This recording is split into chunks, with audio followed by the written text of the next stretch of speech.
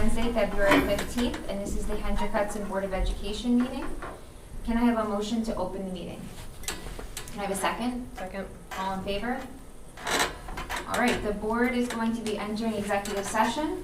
The Hendrick Hudson School District Board of Education will convene for the purpose of collective negotiations under the Taylor Law, medical, financial, credit, or employment history of a particular person or corporation, or matters leading to the appointment or employment history of a particular person or corporation, or matters leading to the appointment or employment or promotion or demotion or discipline or suspension or removal of a particular person or corporation. Can I have a motion to move into exec? Second? Everybody. First, second, all in favor? Okay, the board will be back at approximately 7 p.m. Good evening and welcome. Thank you for attending tonight. Today is Wednesday, February 15th, and let us begin with the pledge. Allegiance to the flag of the United States of America and to the republic for which it stands, one nation, under God, indivisible, with liberty and justice for all. All right, can I have a motion to approve the agenda this evening? So moved. Can I have a second? Second. All in favor? All right, we're going to begin this evening with a little recognition, some wonderful recognition, and I'll let Mr. Hawkrider do the honor. We'd like to welcome our friends from Putnam Northern Westchester BOCES up to the podium. Mr. Lou Riolo is one of their assistant superintendents, and he is here on behalf of BOCES with a number of staff and our special student to recognize tonight. We work with BOCES on a number of initiatives, whether it's supporting staff development or itinerant staff, but most importantly, BOCES is able to provide some very dynamic and outstanding educational programs for our students and students throughout our region. And Mr. Riolo is going to introduce one of our students of distinction who attends programs at Putnam Northern Westchester BOCES and who is a Hendrick Hudson sailor. So with that, I'll turn it over to Mr. Riolo. Hawkrider, thank you so much.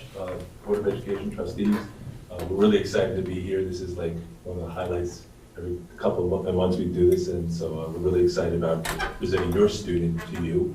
Let me first begin to thank Mr. Hawkrider, the administrative staff, the Board of Education, everybody in the general Hendrick Hudson community for your support throughout the years. On behalf of Dr. Ryan and our Board of Education, I just want to extend our thanks because the relationship works two ways. And without your support, we couldn't do what we're doing today. But also especially, thank you so much for sending and trusting us with your students. And we have a special gentleman here today we're going to celebrate. We're here this evening to recognize Kyle Williams. And we would ask Mr. Hawkrider to join us up at the podium to give away the student medal for tonight. This is the student distinction. We have one for every district every month, and this one is extremely special. I don't want to take anybody's thunder away, so I'm going to introduce our principal from Pine Plain, Ms. Elaine Parisi, and she will do the honors of introducing you to your wonderful young man, student. Thank you so much. Thank you.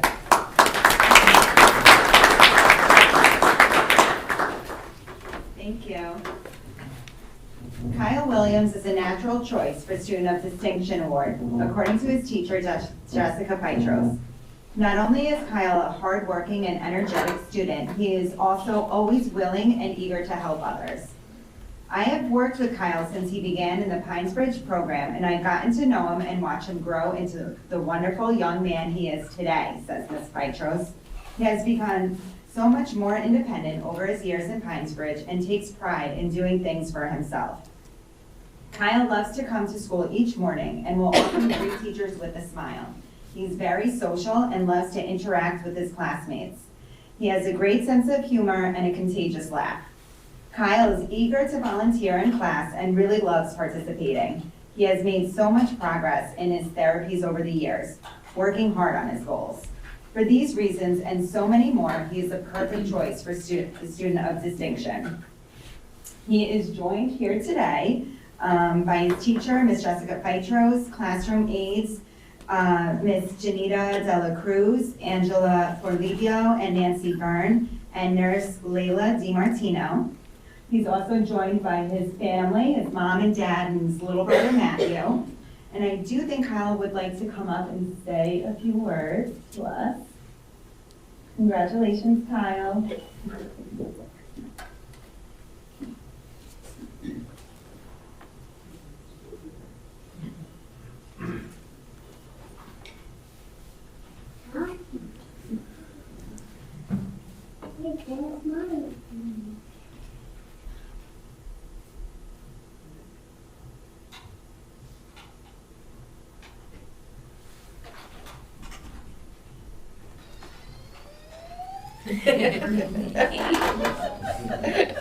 Kyle really likes fire trucks.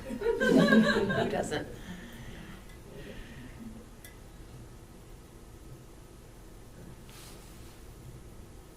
I am so happy to be here today. Thank you to my family, teachers, and therapists.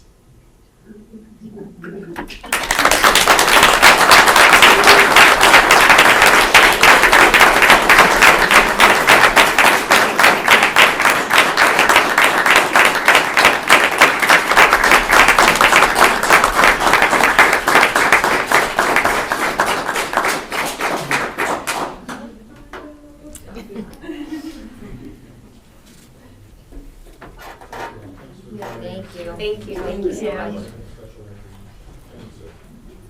Thank you, everybody. Certainly, Thank you.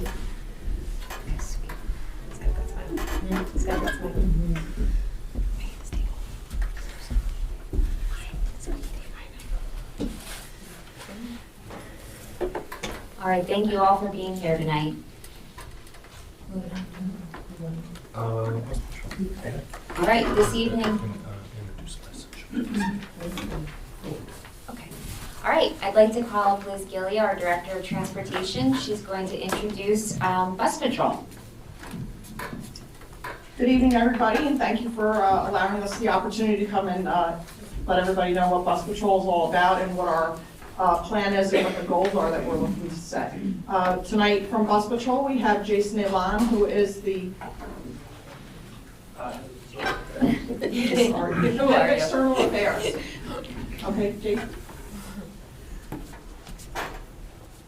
Thank you, Liz. It's a difficult title, I know. I want to say thank you first for the board for allowing me to speak here on behalf of Bus Patrol. We have a presentation that we'll provide to members of the board afterwards, and happy to answer any questions if you have them, either here or at any point after tonight's presentation. So thank you again for allowing me to speak. We are a safety technology company, and we view ourselves as the safety technology company in the automated enforcement space. And we really came to fruition because we realized that we sort of have a student safety crisis on our hands, not just with respect to here in New York State, but really across the country. And we'll get to some of those data points later in the presentation. But we did want to speak with you, as we're speaking with many other school boards, school districts across Westchester County, about the benefits of utilizing a growing, an affordable, and frankly, a useful tool to protect children and keep them safer on their journey to and from school. So I'll just ask. So as I said, our mission is very simple. Our job here at the end of the day is we are designed to use technology to improve the level of safety, give parents peace of mind, and we do it through using automated enforcement technology that's really been in existence here in New York State since 2019, but only recently has it started being adopted by different counties and localities across the state. We'll get to that. I wanted to just kind of direct your attention. So this is sort of a model of what we do. And essentially, we bill ourselves as this unique turnkey solution. We use artificial intelligence through cameras to basically capture people who illegally pass a stop school bus. And the reason why that's relevant and important is because current New York State law dictates that it is illegal to pass a stop school bus as a child is getting on and off the bus. And shockingly, although perhaps unsurprisingly, folks don't stop. And the reality of it is that traditional law enforcement is such that it's just impractical to have a law enforcement officer at every school bus stop issuing a citation for every motorist who decides to pass a stop school bus. And the reality of it is with automated enforcement technology is sort of this unique solution where what we do is we've effectively designed an AI system called Aya. Amazon has Alexa. We have Ava that really is, since 2017, we've introduced it through the automated enforcement space. And what it does is, as you can see here, is it captures people who illegally pass a stop school bus, and our artificial intelligence is such that it's getting smarter. And so think of how many times a vehicle passes a stop school bus. Every time our system captures a vehicle doing that, it gets smarter, it gets the ability to dictate, to understand what's actually a motorist passing by and what's not. And so that differentiates ourselves versus this type of technology versus something like radar, which sort of just has a wider capture that doesn't really do the job in more of a specific way. Next, please. So here are some of the folks that we currently partner with here. You'll notice up top it says full fleet community partnerships. We operate what's referred to as a full fleet model. There are some other vendors in the automated enforcement space that will pick and choose which roads in a school district, a township, or a county they want to patrol. They do this for any number of reasons. Most of them will tell you a limited number of roads can generate the most citations, thus the most revenue for that vendor. Some will suggest that other roads don't have the same degree of prevalence of illegal passings. And our philosophy is such that your safety, your child's safety, should not be dictated by whatever zip code you live in. We view this as a safety issue. We also view this as an equity issue. We don't feel it's appropriate or justifiable that school safety technology could be utilized by school districts in Rockland County or Dutchess County or Suffolk County or Long Island, but it shouldn't be available to folks here in Westchester County. We think that's fundamentally wrong, and again, that's why we operate full fleet. So you'll see sort of a list of jurisdictions that we currently partner with.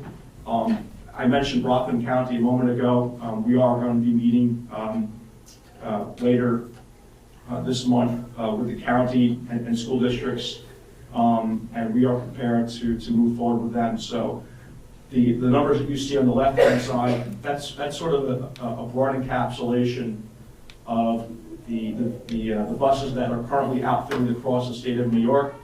We operate in about 100 school districts and are growing, and we anticipate that to grow because as people hear more about this technology, they view its benefits. It's 100% violator funded, which we'll get to in a moment. There's no cost to the local taxpayer. And again, I had mentioned earlier, we sort of bill ourselves as this full fleet deployment model and turnkey solution. That runs the gamut. We're not in the business of selling districts hardware. We do everything from lay out all the upfront capital. The cameras are expensive, and we understand and appreciate the fact that most school districts, let alone counties, can't afford to outlay the cost to pay for the equipment, let alone install it. We take care of the upfront costs of installation. We take care of the maintenance costs. We have our own in-house field technicians and staff to maintain the equipment through perpetuity. And frankly, what's most appealing specifically to school districts is we also offer free of charge the opportunity to utilize not just external cameras on buses, but internal as well. A lot of school districts will tell you that the internal cameras they have could be as old as 20 years ago. Sometimes you have to take out the VHS tape and then you have to scan through to find if there's an incident that happened on the bus, if there was a bullying incident, if there was an issue with the bus driver. Our technology is modernized. It provides this unique cloud-based capability to provide folks the ability to go in. So anyway, next please. And so this is sort of an encapsulation, as I mentioned before, of some of the districts that we're partnering with. As you can see, it's really across the state. South Colony up in Albany County, we had just launched with them recently. Nassau County on Long Island, we're going to be moving forward with them shortly. Next. And so this is a number that we'd like to touch on to kind of address the issue at hand here. 17 million is the estimate for the number of stop warrant violations per year in America. Most states across the country have some degree of a law in statute that states it's illegal to pass a stop school bus. But as you'll see from some of the videos that we're going to present to you shortly, it's rarely enforceable, and it's not a criticism on any entity per se. It's just the reality of it that with limited resources and personnel, with law enforcement having to deal with any number of issues, there's just not that capability up until now. Next. So we have initiated 2 different pilot programs in Westchester County, Hendrick Hudson obviously being one of them. And that was from the period from September 4th to October 25th. From September 4th to October 25th. And as you'll see, during that short duration of time, 367 violations occurred scattered throughout the county. Our data can actually hone in on which areas have generated the most number of violations. And that's actually useful and important, I would argue, to the school districts because you can actually utilize that data to inform your decision making as to whether or not perhaps certain areas warrant revisiting as to whether or not that's a safe intersection. And we can use data to inform our decision making, and that's what we did here. Next. We did the same thing for Somers. Somers, around that same period of time, 280 violations were captured. You can see sort of the bandwidth in terms of where those occurred. And we wanted to provide you sort of just an example of some of the violations that occurred right in your backyard. This is here in Hendrick Hudson, just a sample of some of the violations once their stop arm was extended. And you can see children racing by, crossing the street, vehicles not stopping.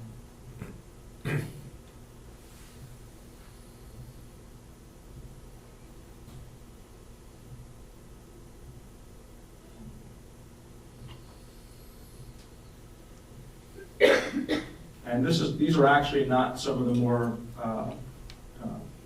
gut-wrenching ones. We have videos that have occurred where we had one incident actually in Suffolk County a year ago where a child was hit, caught on camera. Local TV picked it up, and the mother actually spoke to the paper record over there at Newsday, citing that if it were not for this program, that there would have not been an ability to locate that individual and hold them accountable. This is here sort of just a very quick sample of some of the violations that occurred here in Somers. You'll see a child just walking by, stop warrant extended, and again, a vehicle passing by, not even slowing. So again, the violations are troubling, and we'll certainly get you more, should you like to say. We can do the next one.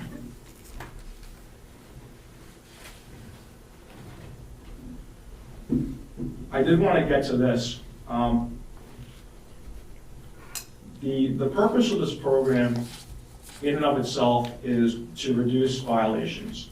And we've discovered that a full fleet deployment model where every school bus on every road that serves a child has camera equipped with them is the best way in which we can reduce the number of violations, make our roads safer, protect our children. One of the program in and of itself that we operate across the state is 100% violator funded, which means there's not only no cost to taxpayer, there's no cost to the school district, there's no cost to the county or the town. It's a program in which the program, that we do all the capital outlay, we do all the installation, the maintenance, it's 100% violator funded. And so since Bus Patrol does the initial capital outlay, we operate through a revenue sharing agreement with the partner municipality to recoup some of that capital outlay over the life of the contract. There's no cost to the school district, I had mentioned. We do provide that unique service capability in which we can outfit internal cameras if so you should choose. But the statistic I wanted to bring up was 98% of people who get a ticket never get a second one. In Suffolk County on Long Island, actually, there was a story that just came out a week or so ago. Our year-over-year statistics there show a 37% reduction in the number of violations that occurred year-over-year in Suffolk County. That's collectively as a whole. So our program, if you look at the data, I'd say it works. The purpose of the program is to not only deter violations from happening and serve as this punitive measure, but it's really also designed to educate people, educate the community of state law. And so what we do is, in addition to providing the service, we also provide robust PSA campaigns, engage school districts. We through curriculum, through education with certain school districts, through TV and radio advertising to alert people. And we typically do warning periods before our programs go live, so that if a person was to illegally pass a stop school bus, they're not getting immediately hit with a fine. In fact, they're actually getting something in the mail saying you actually are receiving this warning because 30 days from now, 60 days from now, we're not going to be so generous. Next. And I just mentioned 100% violator funded, so I won't retouch on that. I did want to bring up this case study. One of the reasons why we are right now going to different school districts across Westchester County is your voices matter. Typically, in our experience, whether it's here in New York or other places across the state, the reason why these laws come to fruition, be it state or at the local level, is because parents and community activists take action. This is the case of Amber Clark in 2018. This was a young, her daughter Olivia was hit by a passing vehicle while on the school bus. Amber, the mother, became this community crusader, if you will, going to the State House in Pennsylvania and passing, convincing enough legislators and the governor to sign into law what exists here in New York State right now. And as a result of her work, and as a result of her efforts and wanting to make sure that no other mother had to endure what her child went through, thousands of buses are across the state right now in Pennsylvania, and we're hoping to do the same thing in Westchester. So I will end with this presentation by being very blunt in that the way that programs like these happen, typically happen because school officials, parents, teachers, educators, folks like Liz get involved in any way, shape, or form to make their voices heard and to convince local officials to do the right thing. And we think that we're actually encouraged, I should say, by the number of PTA mothers from Hendrick-Hudson, transportation directors across Westchester County, local officials have really gotten involved and written letters to the editor, speaking to newspapers, and contacted their county officials to implore the urgency of adopting a school bus safety program. And so we certainly provide that same opportunity to you as well. We would certainly encourage you, if you so choose, to contact your county legislator, to contact your folks at the county to make the case and to explain why this is a useful piece of equipment to make kids safe. So happy to answer any questions, otherwise, I'd like to do. Of course I have questions. Yeah, we can go around for sure. So I've got a couple questions, because I think this program is sorely needed. I think it's a great thing, but there are two things. First, in the news recently, there have been a lot of concerns about people being ticketed who actually did not pass school buses because the AI or whatever was making the decision was incorrect. And these people have not gotten those tickets reversed. Yeah. That's been in the news quite a bit. So the AI concerns me a little bit, that if there's no human looking at it, that's an issue, because you don't want to be ticketing people when they're actually doing the right thing. But that's really the only concern I have. Otherwise, this is a great thing to have. Well, let me address that concern and then walk you through the process. So we have multiple channels of review, both and really kind of broken down into three or four different parts, if you will. I'll walk you through them. Our AI is certainly through our external cameras, the initial outset in terms of capturing the violation. That's just the first component of it. Every incident that occurs is reviewed by a human quality processor that works at Bus Patrol. So we actually, before that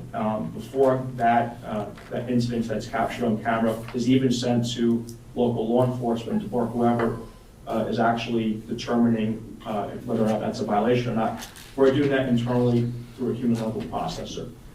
After that is done, we then package that evidence. We then provide that to local law enforcement, which is the ultimate arbiter as to whether or not a violation had occurred or not. And so we're simply the vendor in this space.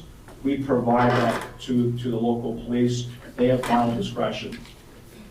Upon that happening, a citation is then mailed out to the person. Should that person opt to contest, they certainly have that capability to do so. They can go within their local traffic court to make their case, and so the local court adjudicates all matters.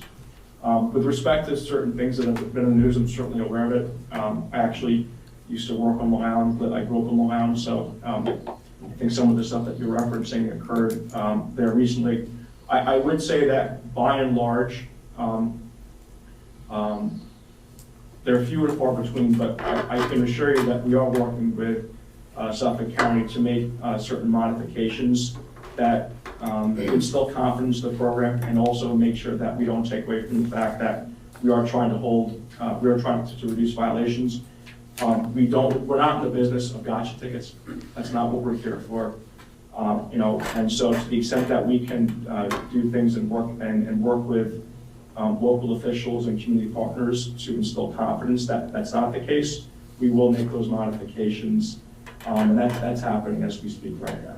All right, because there are two things that you addressed. So first is Sure. positive and false positive. So my concern would be false negatives, right? What have we actually missed? How do you address that? And then when you talk about the issue around ticketing, that you're not doing gotcha ticketing, your revenue model is based on revenue sharing. So your incentive is to ticket more, right? So how do you address that conflict of interest?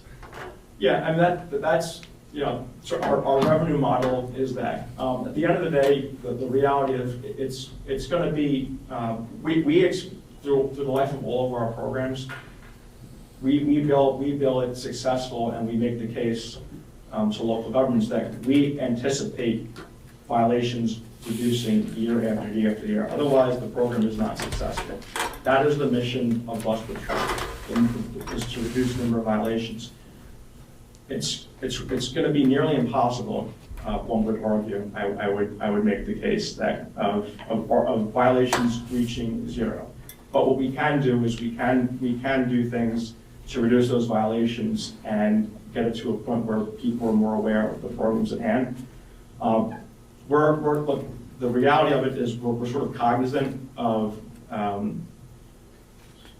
this revenue sharing model, but I think one of the reasons why we do it in this way is it provides us the ability to make the road safer, but at the same time, I think it kind of shows that we're not really in it to make a buck. We're in it really to drive down violations. And so I don't know if that answers your question. You did, except for the false negatives in the AI. Yeah. So that, with respect to the false negatives for AIs, we have certain levels of review, and so that's really the ability to produce that. So if we have an incident where there may have been a problem going on with the AI, regardless, that human processor on our end is taking a look at that, and then we have that capability to determine as to whether or not there was some type of problem from the outset. So that's why we typically don't have that information that's initially captured by our AI go towards directly to local law enforcement. We have that buffer in between to do our own due diligence to make sure that we're actually capturing things. So just to be clear, it's not truly AI then, because you're having humans review everything anyway. Well, the AI actually is sort of our mechanisms where we do capture it. Right. It's once that information is produced and sent to folks, then they actually review what's captured. The AI has that. The AI is what we're relying upon to get smarter in terms of identifying what it perceives to be a violation and what is not, as opposed to a blanket, as opposed to radar, which will capture anything despite the fact, a car in a parking lot could be deemed as a violation despite the fact that it's actually not. Okay, so it's still in beta. Thanks. Got it. I just wanted, I don't know if we already did this. Joe, maybe you can answer this. If we have a link on our website, or maybe you sent out an email link, where a quick way for parents to lobby for this program? Yes, we're working with the PTA advocacy group, and they're building a letter, and it's a program called, I think, Voter Voice, where you can pre-slug your letter, you can pre-slug who it goes to, type in your name, specific information, and hit send. So I'll check in with them to see where they are. But that was our intention, to partner with the advocacy group for that purpose. Perfect. Yeah, and I would just add, Liz had just mentioned, there's also a petition on Facebook Liz can point you to as well. Any other questions? Well, I was fortunate enough to meet you guys at the elementary school PTA meeting that you attended, and then we started talking with Liz, and Jeremy and I, who's unfortunately not here tonight, he's traveling, he's really grateful that you guys came. We were so fascinated by what you found right here in our community. So we find it to be of utmost importance, and we really want to make sure that we're supporting safer roads. I actually have a funny story. This happened today. I was driving my son to school, to Frank G. Lindsay, which is the center of town, and I was in the school zone, and I watched a driver blast through the stop sign, and the driver laid on the horn, and there was a child in the middle of the road. So it's ironic that happened today, and it's also scary and sad, because when we got that count of how many violations there were, I was like, whoa, no way, this is not happening right here in our little town, and it sure is. So this is very important, and thank you for coming tonight to share with the full board. Thank you for your time, and appreciate your willingness. Thank you.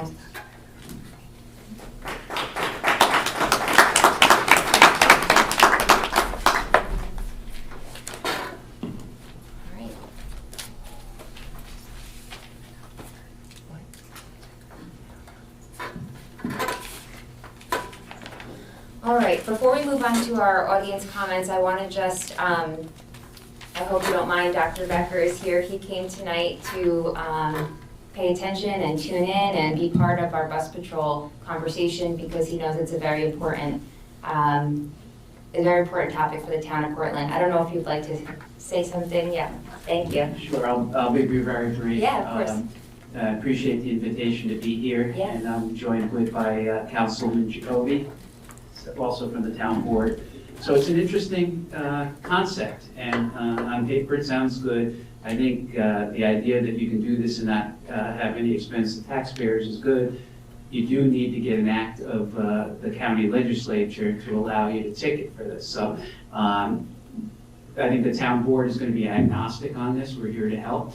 If the school board votes after you do your deliberations to support this, we will be happy to send a letter of support, and I'll certainly reach out to our county legislators and county executive to make sure that this gets onto their agenda for passage, if that's what you opine.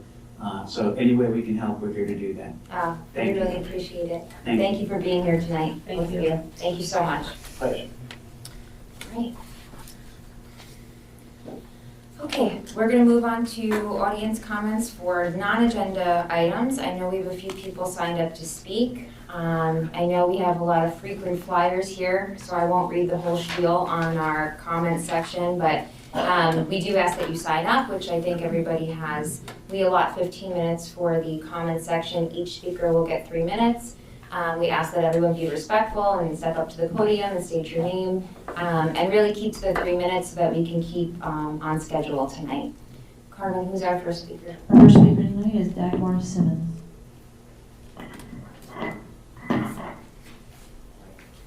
Thank you very much for giving me this opportunity to speak to you. We moved to Cougars, New York in 1969, and I have had 5 children in this school district since then. The last one graduated in '89, and now I have 7 grandchildren, and the last one is graduating this year, so I'll be finished with them after this year. I was very involved as a parent in all those years. I participated in many ways, but I haven't been to one of these meetings many years, and I didn't know I had 3 minutes, so I'm going to read because otherwise I'm going to run out of time. Thank you very much. You've been a great school district. It's been very good for my whole family. Since we came here, the boundaries have changed drastically. Springville Road was at one point Furnace Woods. BV was built, so kids were moved. There was also a situation where one side went to BV and the other one went to Lindsay. So there's been a lot of changes, and because of that, there's been a lot of distress in the parents. And anytime you have distress, it's the parents that start, and then the kids get very involved, and they don't want it either. So it's been difficult for the communities. At one point, one of my children had a kindergarten class of 26 kids. Too many for one teacher. We fought for a split teacher. It didn't happen eventually, but in the middle of the year, there was an aide added. It's not fair to the kids to have that many kids, and that's why boundaries were always being moved around. There were one thing that the one side of the street, BV, when BV was built, and the other side of the street going to Lindsay, made no sense to me. And again, all of this has distressed foreign families, and that's why I am drastically supporting and have in the past supported the Princeton plan. But it was negated before when I was involved. A lot of the people didn't want it, and I congratulate you for finally getting it in. The schools were always in competition with each other. I know our PTA got computers for the library at Lindsay. Furnace Woods found out, how come we don't have that? It caused a lot of friction between the families. And as a real estate agent for 36 years, and now I'm long years retired, I can't tell you the stories I have about that. I have a neighbor that almost caused a friendship because her child was being moved from Furnace Woods to Lindsay, and heaven forbid, she didn't want her kid in Lindsay. This should not be happening in our school district. I believe that children should all have the best possible education, and if it costs a little more in taxes, so be it. We all want the best for our children, but we're a small community, and it's not that difficult to get the children from one side to the other. We're not like some of the neighboring areas like Putnam and Dutchess, where some of my grandchildren spend a lot of time on the bus.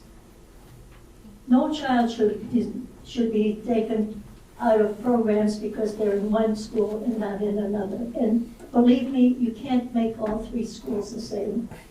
They should all have the same opportunities, the same playground, no bullying by bigger children in the school. And I have a grandchild that's being bullied in another school. It has worked in Yorktown, it has worked in Peekskill, it has worked in Ossining. I know it's very difficult, and it's only been tried for 4 months.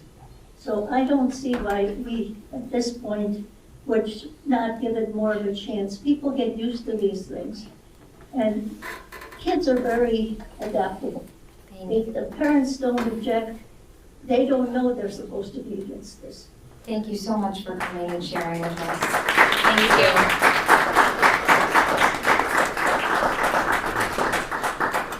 Speakers Alex first.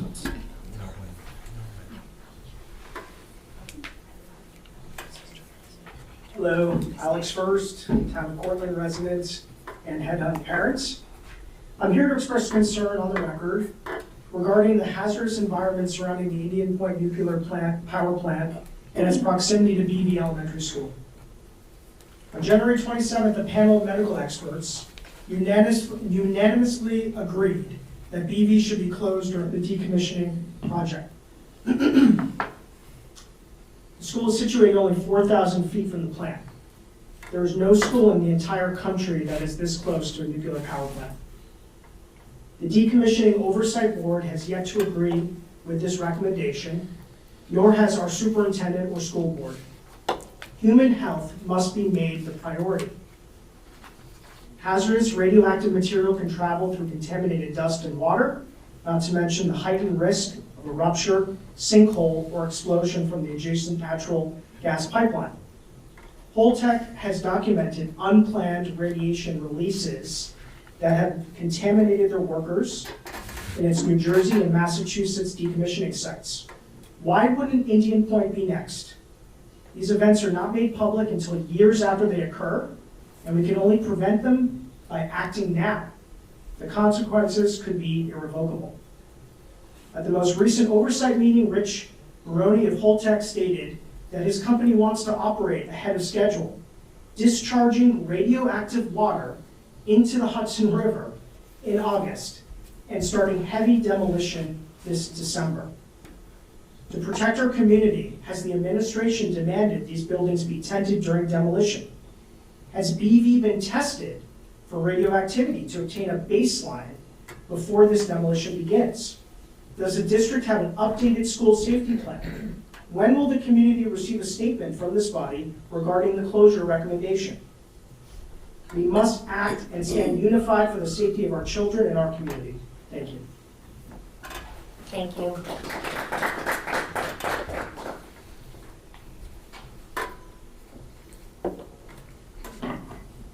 Our next speaker is Tim Casey.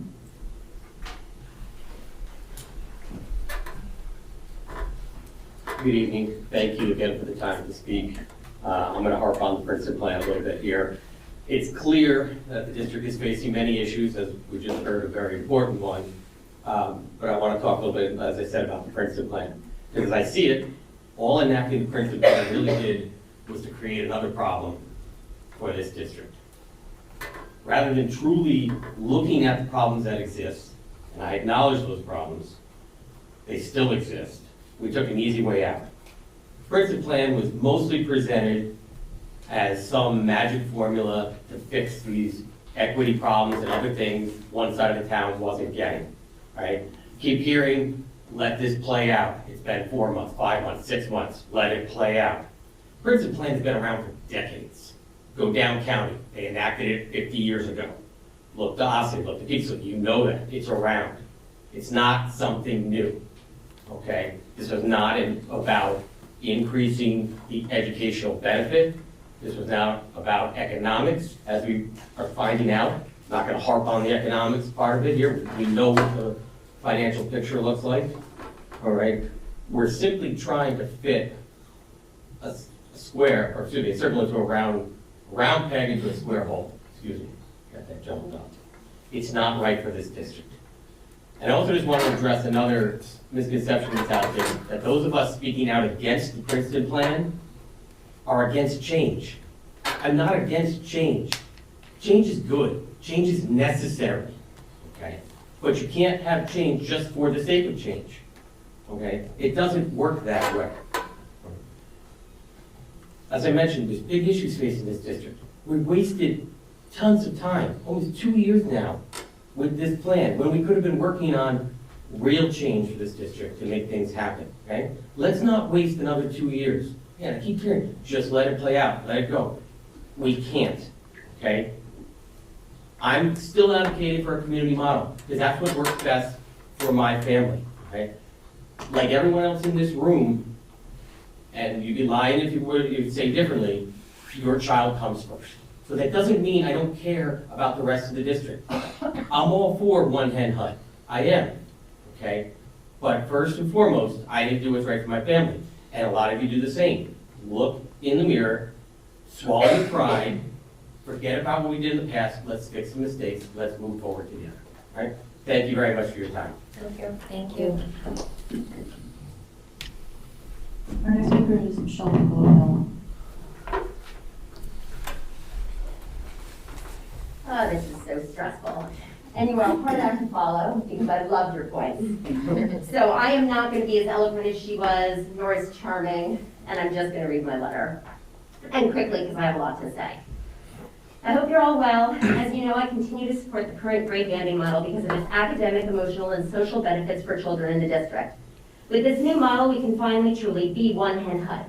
As a community member and taxpayer, I have a number of questions that I'm hoping you can consider and at some point answer. First and foremost, is the board in fact considering reverting to the community school model? Is it a possibility for next year or for the year after? If so, by what date would you need to make those decisions? With all the talk of transparency, this issue still seems to be quite foggy. Personally, I believe it is far too soon for the board to properly assess the new model, and it is far too soon to warrant reverting to a model that does not work. The prior model created an us versus them mentality in our district. It created entrenched inequity and bias. We cannot go back. For progress, we must look forward. I've also seen a lot of finger pointing regarding the lack of cost savings this year. It seems to me that money was saved, but then reinvested to better our district.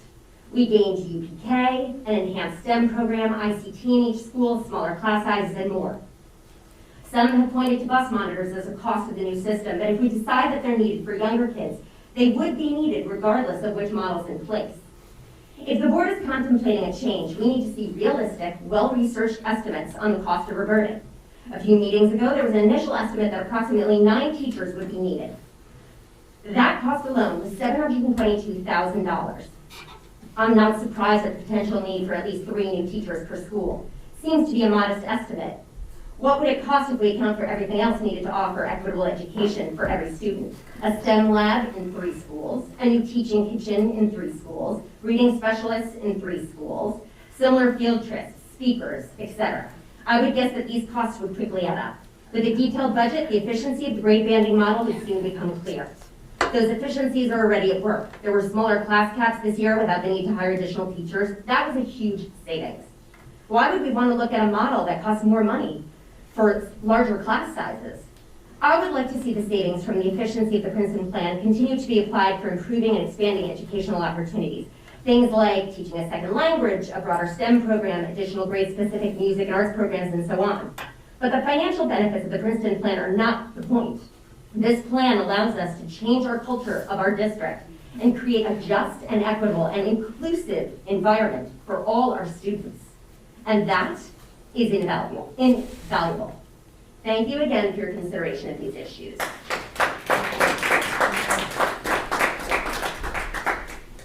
We have no more speakers tonight. All right, thank you all. We're moving on to our consent agenda. I believe we have something to pull from the consent agenda tonight. 6.4. Okay, we're gonna pull 6.4, so we'll put it to the side and vote on the consent agenda, less fiscal 6.4. Can I have a motion to approve the consent agenda? Can I have a second? Second. All in favor? Aye. Okay, we are pulling fiscal 6.4. Ally?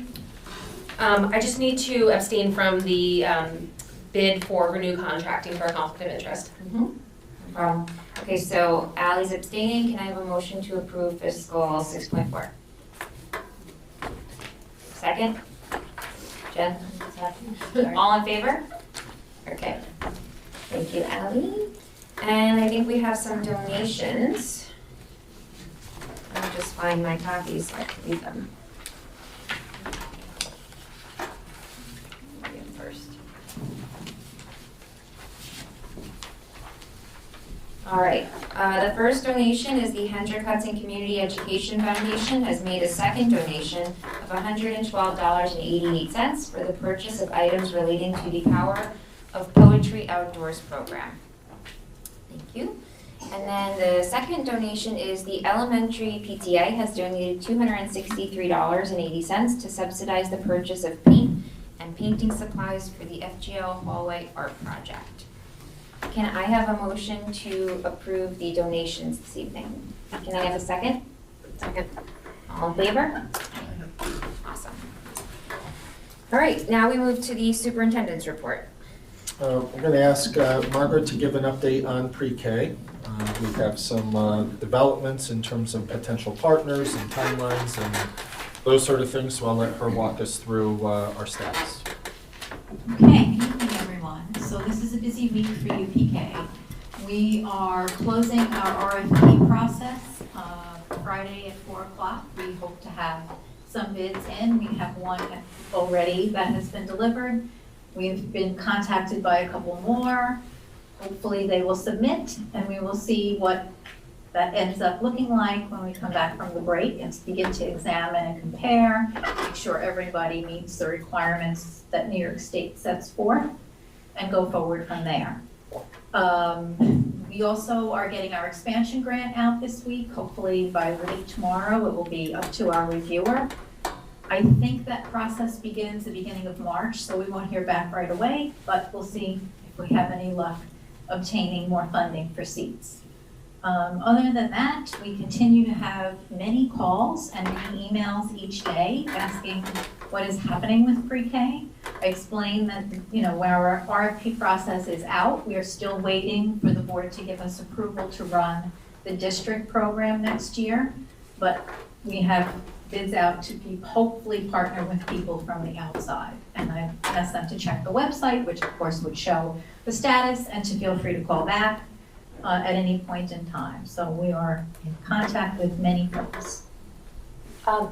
Last year, do you recall, maybe Joe, you recall, when the board voted on UPK? I'm just thinking from timing perspective.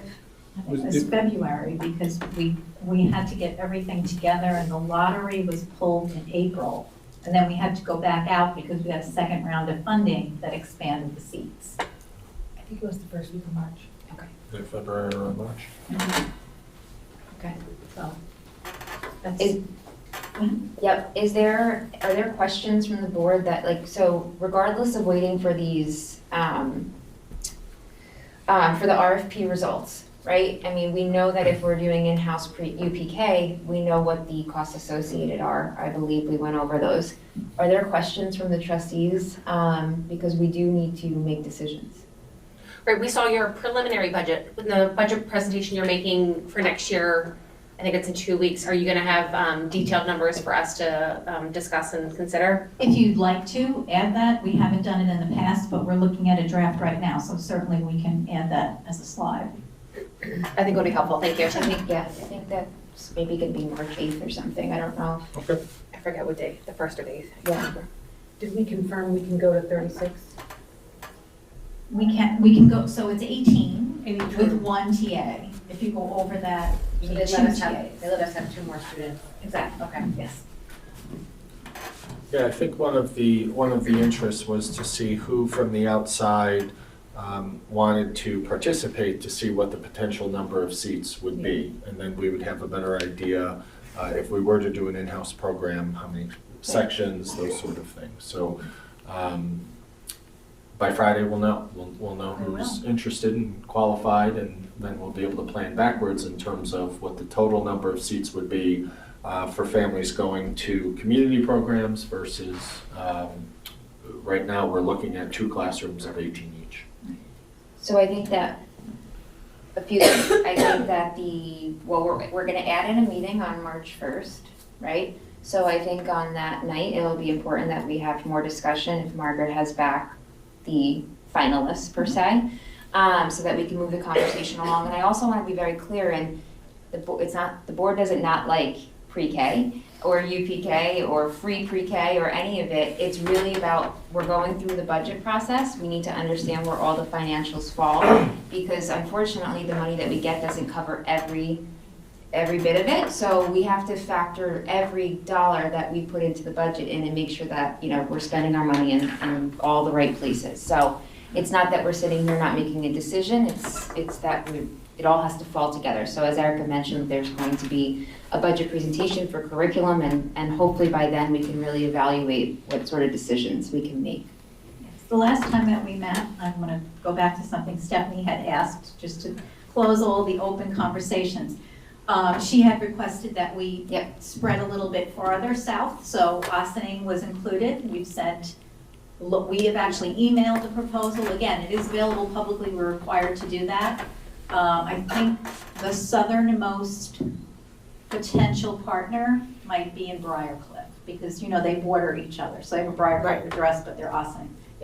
I think that your results are gonna really help us to navigate forward on this. Yes, we had a good additional piece of information from the state that we will be permitted to address some of this with Title I funding that requires us to identify at-risk students, and they are getting back to me to tell me how I might allocate per seat dollars for those students. So I hopefully will know something, maybe not before the break, but in enough time for us to consider that as well. Can you explain that? A little bit more? So Title I funding, as we've talked, is for at-risk students. I've asked for years if we could use our Title I funding for a pre-K, and they kept saying no, and I keep asking. And I asked our potential reviewer for the expansion grant, and actually in the FAQs the other day, they published that it is permissible, but it requires the district to clearly provide proof of the assessment that we've used. We use the Brigance as a pre-screener for both pre-K and kindergarten. So that is how we would be able to say we're concerned about these 5 children, which means we could then dip into our Title I funding for those seats. But I don't know what that dollar amount is, and neither did the person I was speaking with, so he was going to get more information for us. The Title I funds follow the child, right? Yes. So once they're in UPK, or they qualify for Title I funds? Yes, that's what we've been waiting for them to tell us. Okay. And that's an additional. addition. Right. It's an addition to, they're not taking out of our No, it would existing give us, Title I. right, so it would be additional money. Often Title I partners with Head Start in other districts. We don't have those relationships and those, that availability, nor do we have that level in the district. But in many of larger school districts, I mean, imagine New York City, even Peekskill and Ossining, they have Head Starts that they partner with. So you can blend those funds, and that's what I was after all this time. Why can't we blend those funds? I can identify the 5 students. I can say to you, these are the 5 students, we're gonna follow their progress. We will progress monitor them. We will report on that if you require it. And the funding streams are separated. So it's not like I'm taking that money and dumping it into the general fund and then no one knows where that money went. We have very strict accounting on title funds normally. So we would continue to follow that process and show with great detail how those funds were attributed. So more info to come. Let's hope he doesn't get reversed and have had his information backwards. But they did put it in the FAQ, so I'm pretty sure that it's been reviewed pretty far up the ladder. But it didn't say you may take $8,000 per seat. It just said you may blend your Title I fund. So I need more info than that. But it's still off of a lottery, so the lottery is not dependent on. Until and unless you can provide a seat for every single student, you must run a lottery. So again, to go back to what you're saying, we may identify at-risk students, but that doesn't mean that they'll be picked in the lottery. So. And sorry, one more thing. Sure. When do you expect to hear back about the grant? Did they recommend? The expansion grant, I believe the review process starts the first week of March. And did the state give you a deadline when they thought they'd be back to you? No. No. No.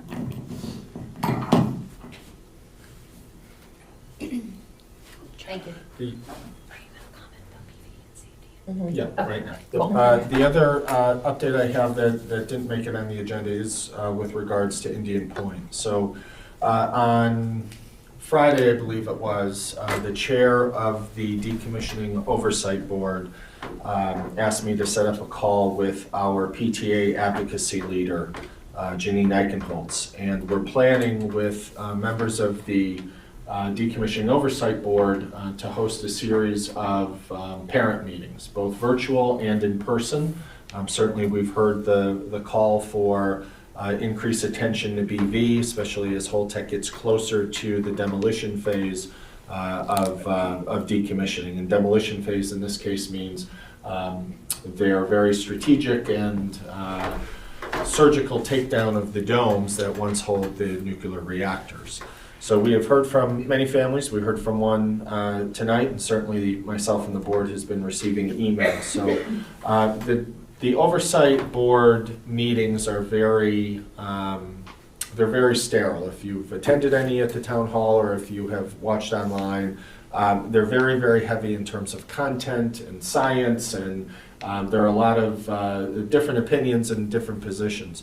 But there are a number, at least two, independent technical experts that were appointed to the board. They're not government agents, they don't work for the state. They are deemed as technical experts that are to advise the entire community on next steps. So we've worked with the independent experts, technical experts, to lead these discussions with our families. The PTA advocacy group is going to do a campaign to identify questions and interests that we've already heard from families and perhaps some others. That's going to drive the agenda of the first couple meetings this spring, and then we will publish a FAQ on our website, and I know that the PTA advocacy group will do the same. So we're at the point now where we want to bring our families closer to some of these technical experts and engage in a different sort of environment than the existing meetings that happen. With that being said, next week, and Anthony Merlini is going to make sure these folks are taken care of, we're going to have some individuals tour BV. And what they're going to do is they're going to look at the best place to place air monitors. We received about a $500,000 grant from New York State a year ago for safety and security enhancements. And the recommendation was to use that funding for air quality monitoring. And the state has put out an RFP, and a number of different agencies have responded, and those agencies want to be able to tour the plant and also tour BV. So that's going to take place next week, so they can finalize their bids, so they know how much equipment to put in their bid, so on and so forth. So there was a question about air monitoring and baseline testing. All of that is part of this process. I know we say we have time on our side. This process will now move very, very quickly. We know of at least 2 or 3 companies that want to explore the grounds around BV so they can make sure they sharpen their pencil and have the most accurate proposal. And then those bids will be opened and awarded late spring, early summer, and we'll be able to start all that testing and monitoring. And it's important to also understand and reinforce that there is ongoing current air monitoring on the site at Indian Point and also around the fence line. So they are constantly monitoring that air quality for air quality control, and they are publicly posting that information in a number of places, and I believe one of them is also the county website, but I'll make sure I confirm that. So the idea of air monitoring at the plant and as close as to BV is not a new thing. There are monitors all throughout the community. What we're focused on are to make sure that if there is some sort of release and if the wind is blowing to the east, that we have a set of monitors to make us aware so that we could execute whatever plan would need to take place to keep our staff and children safe. So we're aiming for this first parent meeting in the month of March. It probably will be virtual just to get this kicked off, but there is an interest by everyone to make sure we have a healthy dose of in-person meetings as well. So once those are scheduled, I know that the district and the PTA advocacy group will make sure we get information out and solicit input in terms of questions and concerns, because we want these meetings to be able to very directly address those questions and concerns directly with the families. So a lot has happened in a short period of time, but look for more information as we return from break. Right, thank you. Any questions for? I just have one quick question. So for the two independent consultants, who actually funds them and makes hiring and firing decisions? So they're funded through New York State. So when Entergy negotiated their exit plan, there was a $15 million agreement between Entergy and the state, and that $15 million was divided up by the governor, and I don't believe if it was Governor Cuomo or Hochul, I'm not sure. But one of the important initiatives that came from that $15 million community fund was safety and security measures, particularly air monitoring. So the oversight board is leading that process, and the companies that are responsible or that get awarded the bid will report directly to the board. So not an individual, not necessarily Holtec, not the county, but to that governing body. And from what I understand, they will have a standing spot on the agenda at all the oversight meetings. Yeah, my concern is more around the independent consultants. Are they truly independent in that they're giving us objective information and they're not beholden to some other entity that's paying them? So that's really my biggest concern. Do we have somebody on our side not someone on our side, someone who's independent, truly independent? Yeah, so there are at least 2 members of the oversight board that are not affiliated with any agency. They were appointed by the governor because of their independence. You may have heard them speak. One of them is Richard Webster, and another is David Lockbaum. And they have done this work advising communities through other decommissioning studies, and I know Mr. Lockbaum will review that. He will be one of these technical experts that will work with our PTA, and he'll walk you through his litany of experiences and other groups and communities he's worked with. Okay. Yeah. Thank you. Joe, you said that the air monitoring results are posted. Are they on the county website? I believe they're on a number of websites, including the county, but I do want to double check on that. Then maybe we could put a link on our website. Sure. Is that daily? Yep. Yes.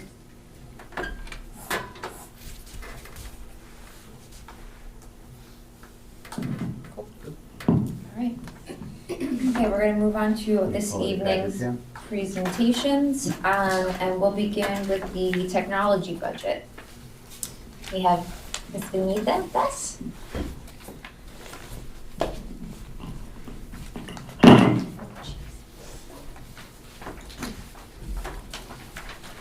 Good evening, everybody.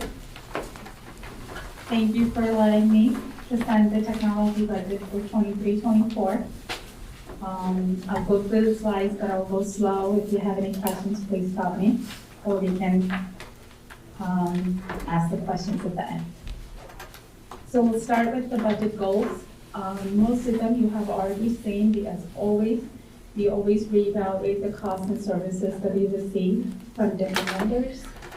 I continue to support initiatives that are by the building and anything additional that are brought to the technology department. We do have a one-to-one technology program for students and staff, so that's high priority for the district. The technology infrastructure updates and security updates always be at forefront for me. New York State Education Department requires us to go through an EdLaw 2D process, and we are still continuing to do that for all of our vendors to have our student data private and on all the systems that we have supported. The NIST framework is something that we added last school year, and we continue to work on that, documenting things and also creating new procedures that are around security and cybersecurity. The last one that's there, computer science and digital fluency standards, is a new addition because New York State did approve the computer science and digital fluency standards, and we're required to have that in place by September 2024. Okay. Every year we go through a technology refresher. This year, you can see from 2022, we are right now completed with that project. The high school workstations, elementary interactive panels, one-to-one device, the middle school computer labs for Project Lead the Way and art department. So this summer, we're going to be working on the middle school classroom workstations. We did not refresh the PLTW laptops at the high school last year because they were not used for about a year during COVID, so we gave another year, so it's up for renewal now. The one-to-one device for the students, the Chromebook, a couple of years ago, actually 2021, the year that I came in, we actually had an infrastructure upgrade, but we didn't do that for Furnace with and BB, so they're up on the docket for this year. And the high school teacher laptops. So we did start that process in 2020 when COVID happened. We started deploying laptops to the teachers. So now it's coming to that 3-year, and we are starting to see some of those computers having issues. So we're gonna start looking at the high school teacher laptops, and we'll save those laptops as a loaner for the rest of the districts if those computers come into repair. Okay. I always like to include this in there so you know how many tickets that we're working on. You'll see 2019-20, very low ticket count. We do drive, actually. You can probably talk to the staff. I always say put it into the help desk ticket. Any preventive tickets as well on our servers and closets also goes into the help desk ticket. So as of February 1st, 2023, early this month, we were up to 8,000 tickets. And it's about a day to close those tickets. Some tickets takes longer and some tickets are closed right away. Can I just ask one quick question about that before? So are you saying that first response is the closing of the ticket, or is it actual resolution of the ticket that's the closing of the ticket? The first response is responding to the ticket, how quickly that we actually respond to a ticket. So that's when the initial, so if I call in with a help desk ticket, it'll take a day for you to get back to me and then you close it out? So it's on average. So we do close out, we try to close out a ticket within 24 hours. Some of those tickets do take much longer. Okay. To close it out. I'm just looking at, okay, so you're saying that this is not truly first response, this is resolution. Resolution. Because I would hope that first response would be a matter of minutes or Yeah, most of the time, it's within the day, within the same day. If it's an emergency or urgent ticket, it's right away, probably within less than 30 minutes to an hour. But if it is not, it's a normal ticket, we do respond to them on the same day. Some do go into the next day. So how do they determine if they're not responding for a day, whether it's an emergency ticket or not? Because they're tagged in the system as an urgent or emergency. Okay. So they do get an alert and saying like it's an emergency ticket, so they do So get it'll be an an alert. internal ticket, not necessarily a student ticket or another user. Most of the time, the emergency tickets and urgent tickets is when the teachers put it in as the classroom, the computer is not working, cannot process, move on with the instruction. That's an emergency ticket for us. Students, most of the times, Chromebooks that are repaired, or they did something and we kicked them out of the Wi-Fi sometimes. So those kind of things do come in. We do respond to them, but it depends on, it's still calculating the hours, not by business day. So if they put in a ticket like 2 o'clock, we're not responding until the next day. Okay. All right, thank you. I just want to make sure that that's a very visible, impactful thing to all of our students and faculty. So Yes. thank you for sharing that.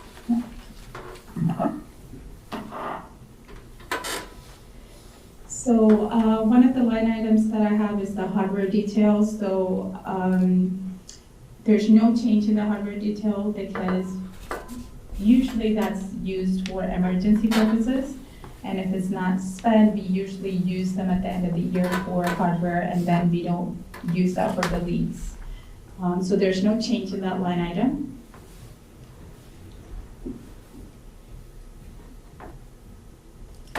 Contractual detail. You will see a negative number, a change there, because this is contractual detail has everything that we have with a vendor. We have our ISB, the cable services, the fiber, everything that and including our EduTech network support. You see a negative number there after the contractual increases because we are talking about, if you go to the next slide, we are talking about taking one of our EduTech engineer off, and you will see later in the next BOCES budget, you will see the increase because we're adding BOCES network support for one engineer. We have been going through EduTech for a very long time. We do have 6 engineers, 1 data engineer and 5 other engineers. We do have a level 2 engineer, which I'm asking to replace with a level 3 BOCES support engineer. It expands our knowledge base as well. Also, we will start to get, starting next year, we'll start getting aid on the BOCES support. Right now with EduTech, we're not getting any support to the district. So this is replacing one level 2 EduTech engineer with a level 3 BOCES engineer. And also BOCES services includes all of the instructional support software programs that we have in the district. So the new additions that we have are the keyboarding program. I think a lot of community members have reached out and asked about a keyboarding program. So we're right now evaluating a couple of programs, and then we'll do a demo with the teachers to say which program actually works out better for them. And we'll choose a program hopefully to start this year. Also to help with our computer-based testing and also for upper grade levels that are going into middle school. If they didn't go through our program, we can identify students who needs that keyboarding and give them that support as well. Eureka Math Squared is a program that we used to go direct with Eureka Math. So now we will leave that to the BOCES budget. So you'll see that increase in the BOCES line item, but actually it's not, it's actually getting moved from the building budget to the BOCES line item. The Lyric Shared PD Coach. So as I mentioned, the computer science and visual literacy standards were adopted by the New York State, and we have a requirement to have that started September 2024. So what I'm requesting here is a 3-day BOCES LIRC PD support person to be in the district to support the teachers and building up this program for us. This is new, so it would be actually looking at the standards and how to incorporate computer science standards into our current lessons.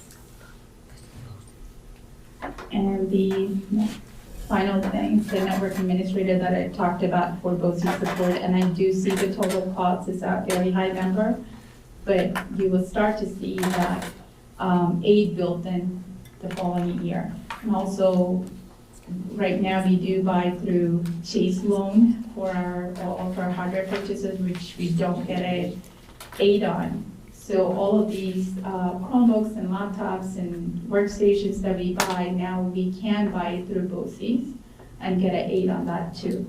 So our aid ratio is around 30 to 40% with BOCES. Software details.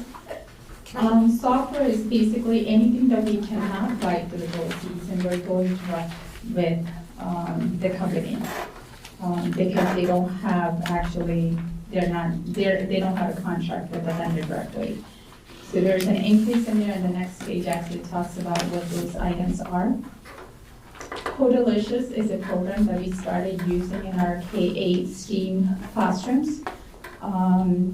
We paid that out of the Title IV budget, and we never know how much we get on our Title IV budget until like August, September timeframe. So that's getting paid out of the software, and of course, if we get Title IV funding, that would be taken out of the Title IV funding. Virtru is it's a email encryption program. So EDLA 2D requires that anything that goes out of our district that has student data or any sensitive data should be encrypted. So a lot of times, it's not for the whole district, but we will be looking at it for areas that we have sensitive data going out of our email system. For example, special education department, we have registration, we have a lot of data that comes into forms, that has sensitive data in it. Also the nurses.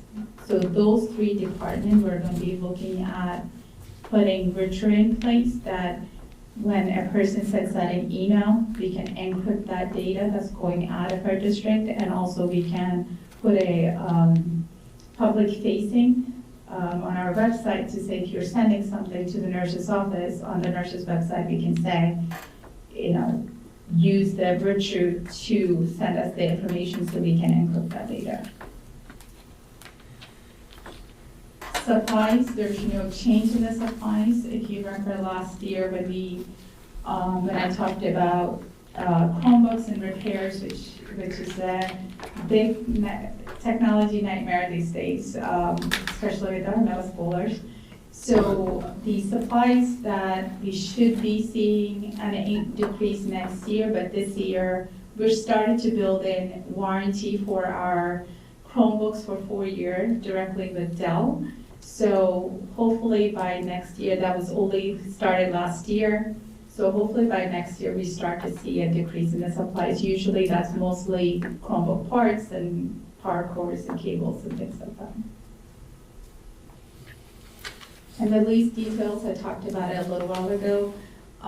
That's basically the middle school workstations, Project Lead laptop part, the infrastructure upgrade for Furnace West and BB. Chromebooks for 2nd grade, 5th grade, and 9th grade. Last year, we started the model with 5th graders getting new devices, which they will keep 6, 7, 8, and 9th graders getting new devices, which they will keep 9, 10, 11, and 12. This kindergarten got new devices last year, so 2nd grade and 3rd grade did not, so we're going to be replacing. So my goal is to have 3 grade levels replacing each year.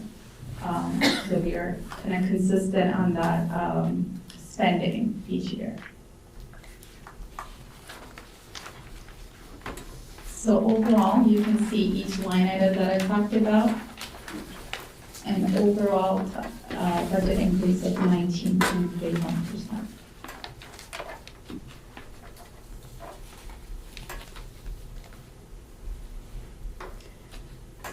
wanted to highlight some of the technology things that we're doing in our department this year. Very happy to report that we have a great student help desk program in the district now at the high school with the support of our Sailors students. They started the program with Lauren Price and Christina Field. Really came forward helping me start that program. And since then, we are getting a lot of students who are interested coming forward asking us, can I be part of it? So we have another 4 students who's involved in that program. We started it, I believe, December. I reached out to Karen Hoffman to actually do a news article with those students. And hopefully these students will be our summer interns as well. So that's a great program. We implemented Rise Vision, so a lot of these TVs that you see around the district, they were not really working, so they're now being run by Rise Vision. So anybody can actually display what they need. So people in the building, if you're in athletics, if you're in if you are in charge of the cafeteria panels, you can push out everything, anything you want to those panels from their workstation. We also worked on the lockdown and 911 distribution list. So right now we have a 911 and lockdown distribution list that alerts people from the building and also the district office through text messaging, phone call, and emails during those scenarios. We implemented anonymous alerts district-wide. So all of our district website has a link to an anonymous alert where they can put in anonymously report anything that they wanted, and our administrators get those emails. We inventory, so last year we inventoried all of our Chromebooks. That was the first time since COVID happened, so we were able to get a good account of what Chromebooks works and also inventory the Chromebooks for all the students. And we just finished the staff security checks because a lot of times the staff took the laptops home and stayed at home, and Windows updates and things like that were not up to date. So we're going to be building in that yearly annual check of not just inventory, but also a security check for the staff devices. We started that this year. We moved all of our students and staff from H Drive, which is a home drive, to Google Drive, so teachers and students can access their files from anywhere without having to access one of our internal drives. And you can see the replacement cycle that we already talked about, what is being completed so far. Our high school offices have moved from desktops because we used to give staff a desktop and a laptop. So now we've replaced the workstations with a laptop, so if they wanted to go home, they can unplug and take their laptop home. So we're not supporting 2 devices at the high school. We'll move with that model at the middle school with the refresher this year.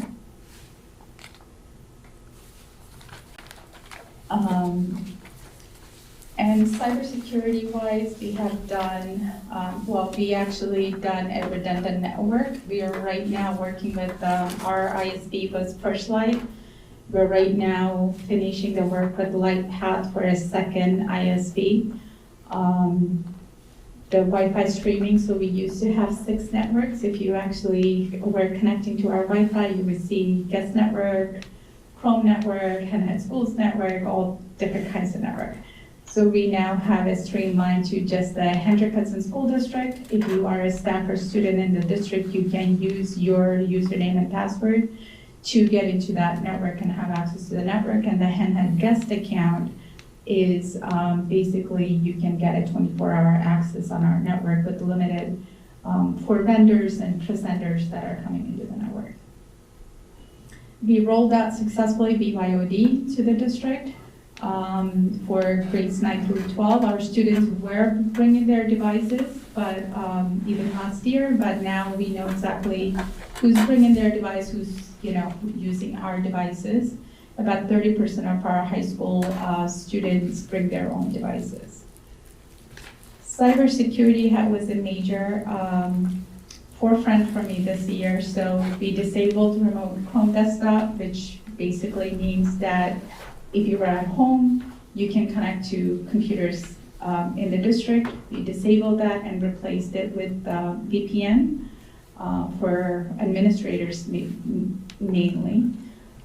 We disabled USB mass storage on most computers, but unless if it's on a needed basis, that means we cannot just plug in a USB into our computers, because that's usually when you're coming from home.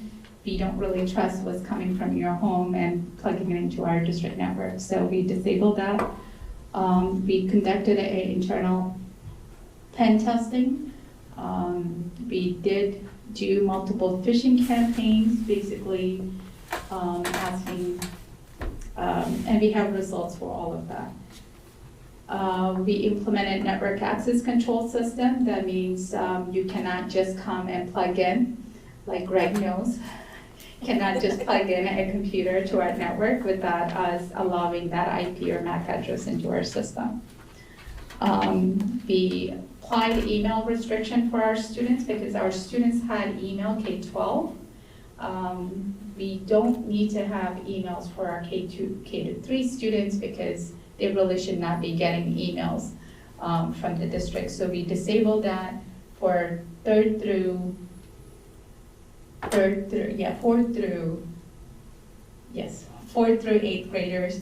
We don't allow students to receive or send emails outside our Henry Schools account, and then 9 through 12 you're allowed to, which most districts already do, but we just started doing that this month or last month. Password policy has been changed for all the students and staff. As of March 1st, we're actually moving to 14-character complexity passwords for the staff. With right now, our password changes every 90 days, which is a hassle for the staff, but we're changing it to more complex according to the new standards, but for 1 year. Also, now we have an approved technology list on our website of everything that we use in the district that contains student data. I believe that's it. So, any questions? I have a question. So, for staff that have sensitive access to either PII or financial information, or ability to transfer funds, access financial systems, I didn't see anything around MFA in there.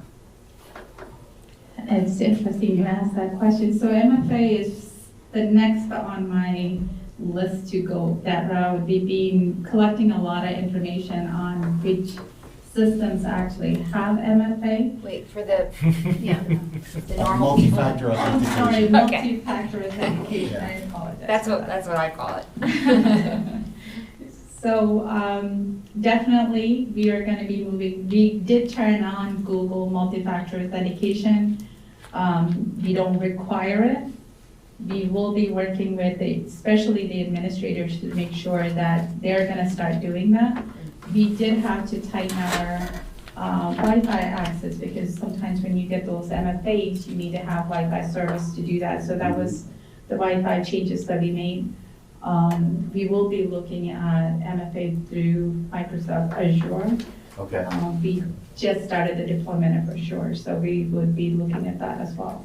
So That's great. And then, so the other question I have is for NIST framework implementation, do you have someone independent reviewing whether or not we're complying with the framework, or are you just using it as a baseline? So right now, it's a lot of documentation. We just started, I mean, we have an incident response plan, we have a disaster recovery plan. We're now going through the list and documenting what we need. Hopefully by the end of summer or next year, because it is a pretty hefty, for someone who have looked at this framework, it's a pretty hefty, undertaking to do that. We won't be doing right now. Last year we did the pen testing. This year we're doing the external pen testing. The year after, the same company who does the pen testing also does a NIST framework check. Okay. So we're hoping to do that when we're done with the documentation. Okay, that helps a lot. Thank you. Mm-hmm. Any other questions? Yeah. You said 30% of 9th through 12th graders bring their own device. do they not get issued a Chromebook from the school if they're gonna bring their own device? Yeah, so that's a little bit different than what it used to be. We used to assign a Chromebook to every student, then it just sits at home, collect dust. So this year, what we did is we had them sign off if you want a device or if you don't want a device. So anybody who wanted a device, we gave them a device. The 30% did not take the device. We just used them as loaners and circulation at this point. Is there any way we can do that at the middle school? I do not want to bring in personal devices to the middle school. We already have a lot of trouble with the middle school. We want to have them on our Go Guardian is our account, and if teachers are able to watch what they're doing even at home on a Go Guardian. High school students, on the other hand, and also the troubleshooting, like our students are very tech savvy, but at the same time not for all the right reasons.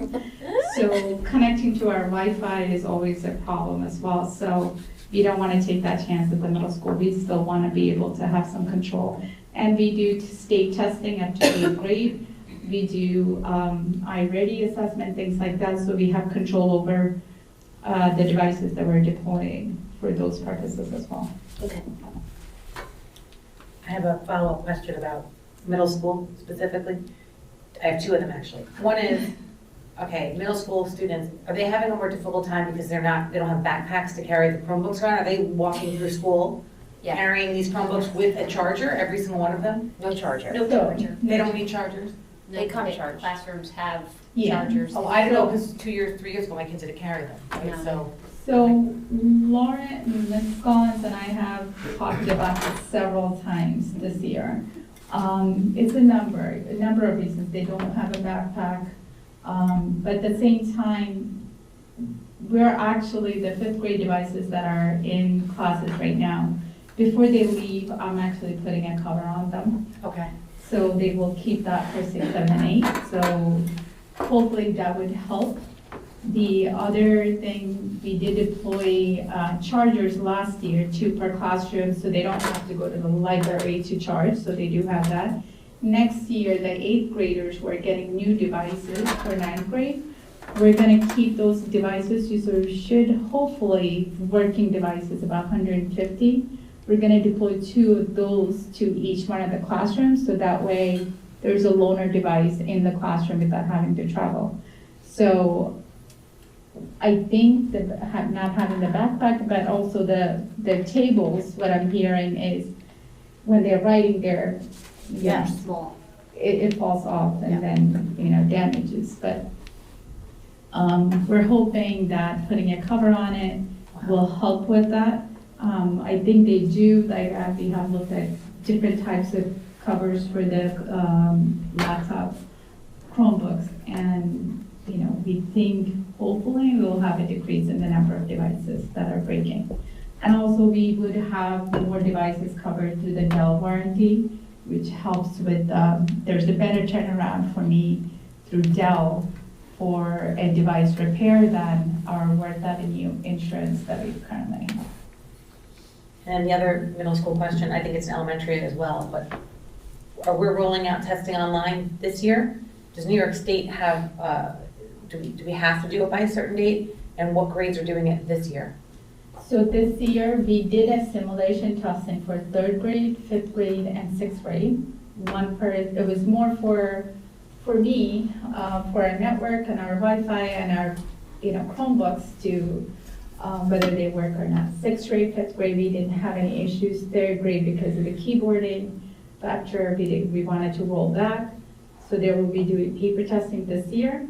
So starting next year, I believe 5th graders, Margaret, do you remember which grade levels are required for 2024? Yeah, I don't know, There's a requirement on. they're not all the grades, they're scaling it, so I can't remember who they picked, but the state will say, for argument's sake, 5th grade and 7th grade must do it computer-based. The next year, it'll be 4th grade, 5th grade, 6th grade.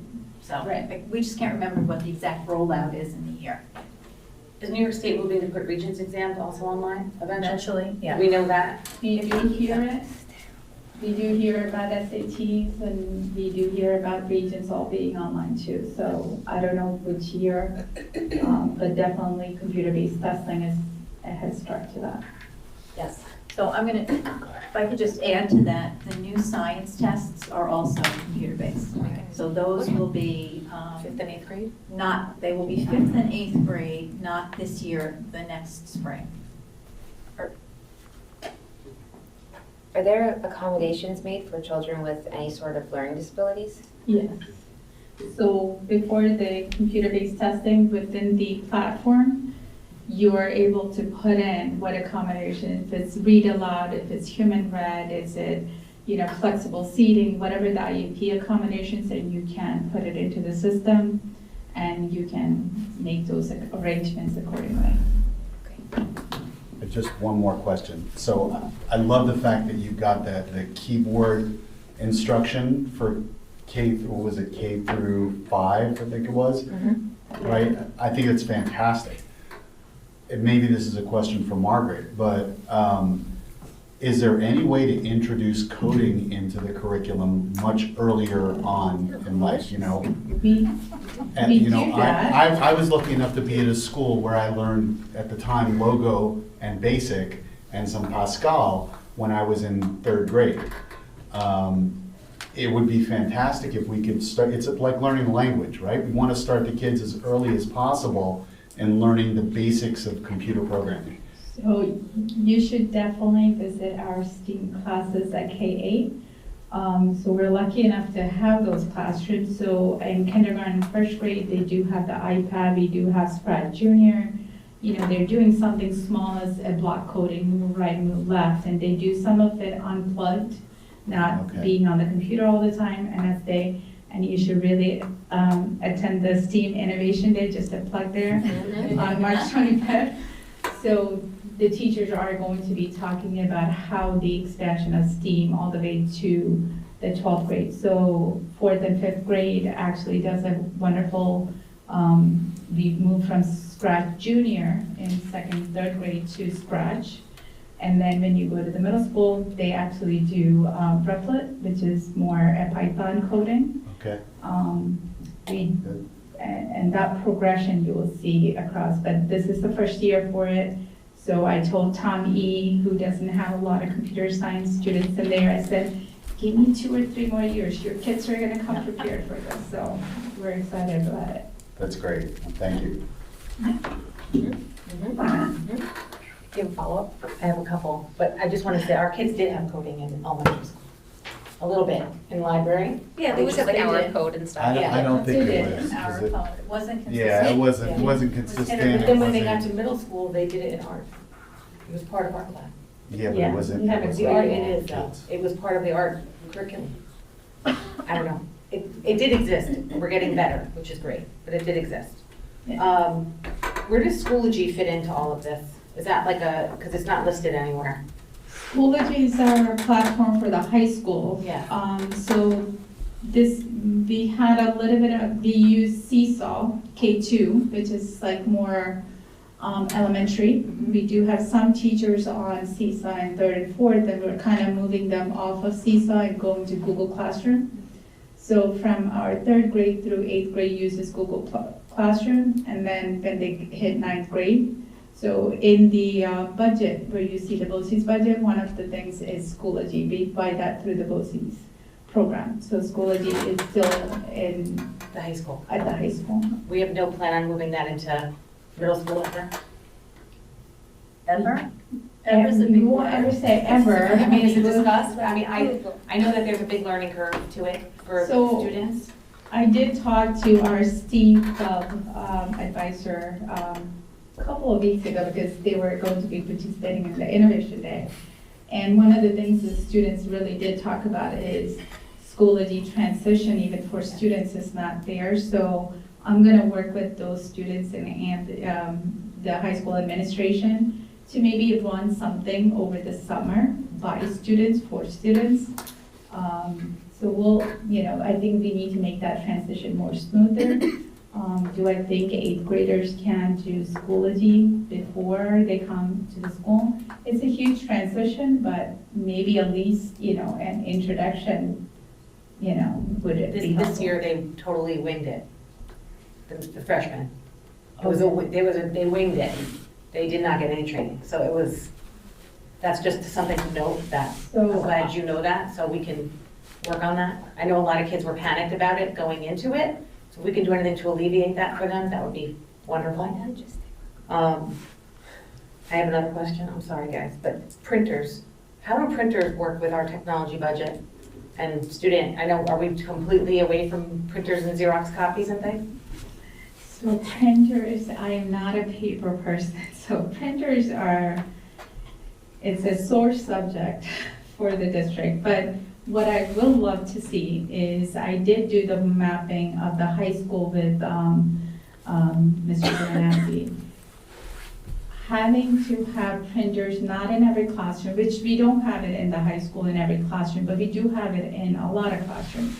I did have a meeting with the instructional leaders to say, my goal is not to have a printer in every classroom, is to have access to the printers. Our copiers, starting beginning of this year, after I came in, we turned on secure print, which means they can print from anywhere and use their badge to release their print from any copiers in the district. So high school teachers have been really adapted to that, but we do have some areas we have printers, and those printers are older. So I have had conversations with the principals about, I do see K-2, 2-3 possibly having printers because they are younger kids. I don't want them in front of the computer all day.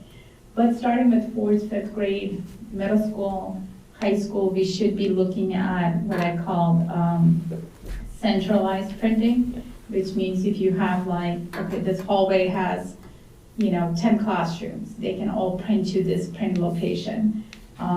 For some reason, if the copier is down, so they have an alternate place to print. So we're looking at that. That's one of, it's a hard thing to do for the mapping, but next week, that's one of my projects to map the district. I have another question. Go for it. Sorry. That's okay. I can wait. The Eureka Squared moving to your budget, that's just the online piece of this? Oh, it's the whole thing. It's the whole thing. Yeah.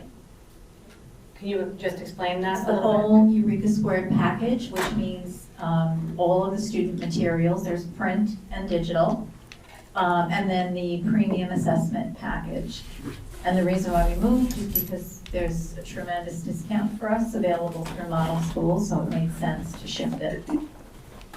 The bonus is being sure that everything is the same, because I think it was left to building administrators before. Oh, yeah, no, So I know what now- you're saying, yeah. So now it's not. Yes, we're not copying pages, everybody will have workbooks and digital access. Do they have the same this year? Do they have, I think they, what we found out after we started the PD was that they did have digital access, but no one knew it. So I don't know why. Yeah, I don't know why that was, I don't know why Furnace Woods knew and nobody else. But that has since been rectified, and everybody can get in everywhere, and we'll have the premium package, which will mean that the assessments will be digital and will allow us to see results digitally, to do a quick item analysis, to change instruction or groupings, et cetera, and to see where we have, progress being made or not, and react to it faster. Okay. Are you talking about the teachers have digital access? And the children. So they can push the lesson to the kids, they can push the assessment to the kids. So, and there are also workbooks if they choose to use paper. And all three schools, and all three schools will be single sign-on through ClassLink and rostered for all the students, teachers as well. Have we found an online parent resource for this? Did we find one? Well, I just know that in years past, our math curriculum was very easy. If your kid was out, was sick, if the parent didn't understand, you could I pull up honestly, a- I'm not gonna lie to you, I don't know what the parent resource is and if there is one, but I can find out for you. Because whatever used to be was incredible. Like if you, as a parent at home, if you didn't understand the math lesson, you could either go on? Yeah, pull up the notes, it would show you, give you a cheat sheet, whatever, and, you know, some nights math's hard. Not the same anymore. I can certainly find out for you. I'm not an expert user, but we have many at the elementary level, so I can pick their brain a little bit and let you know. Yeah. And I have one other question, then I'm done, I promise. Who has access to, we have a whole bunch of software, and I'm sure that it's by grades, right? So, like, would my children in the high school know that they have access to Microsoft 365 as opposed to using, they can access Excel instead of Google Sheets or Adobe? Like, what does that look like for a student, the access to the software? So are you talking about just Google versus Microsoft? Or I'm talking about everything. Like, I don't think parents realize that their children have access to this many software. That was my question as well. Options. Like, parents don't know, so how can we get that to parents and how do students know that they have access to this? So, I mean, we do have an inventory list of everything that we use in the district. That's one, but I know it's a long list. One of the things that technology coaches are working on with me is creating a PD online resource area for all the software that we use in the classroom. So we do have staff resources that we're working on, but we'll also have student resources. That's not ready for public yet. That's something that they're putting together, resources and training videos and things like that for parents. I actually today was thinking about adding something to the Innovation Day, like maybe a digital K-5 tool set or something like that for parents, so they know what are the approved and also paid for services that we have in the district. And if you could include the login and the password with that? So our, I know you have ClassLink, but sometimes when I try to access through my son's Chromebook, something with ClassLink, it doesn't log in. So our ClassLink is right now, we're just finishing something called One Sync through ClassLink, which means when a student enrolls, it would automatically provision the account and then auto roster the students into the account the next day. Our ClassLink was not auto rostering, so some of them were manually rostered. So that's why you would see some working and some not. But we're changing all of that around right now. So it is single sign-on through ClassLink, and we can even put something out there on our website saying what are single sign-on through ClassLink and what's manual. So there's some vendors who don't work with us. So there's like 3 platforms I think we have that we're not able to do single sign-on or auto rostering. But everything else that we pay for do go through ClassLink. Can I add on to the question about the technology? So I haven't talked about this, but on the website, the link for the curriculum department, if you click on that, you'll come to a landing page that says welcome to curriculum and instruction. But on the left-hand side, there are links for the actual year-at-a-glance documents. So if you're an elementary parent, you click on K-5 and you'll see the first grade year-at-a-glance, the second grade year-at-a-glance, and it'll take you through the core subjects. We could add there a technology line and say what technology is available to an elementary student, do the same at middle school. That's a great idea. So our web developer is getting ready to make the middle school and the high school site fully operational. We had to get the leaders to give us their year-at-a-glance documents updated, so they will be posted there. For middle school, it will also be grade level. So you'll click on 7th grade, you'll see all of the 7th grade, the ELA, the math, the science, the social studies. If you want to know the special area, the unified arts, there'll be a separate click there. And then the high school is by department. So if you want to see social studies maps, you'll open it up, you'll see US history or global, et cetera, et cetera. So I could work with Vinita and we can add what technology is appropriate at each of those levels. Yeah.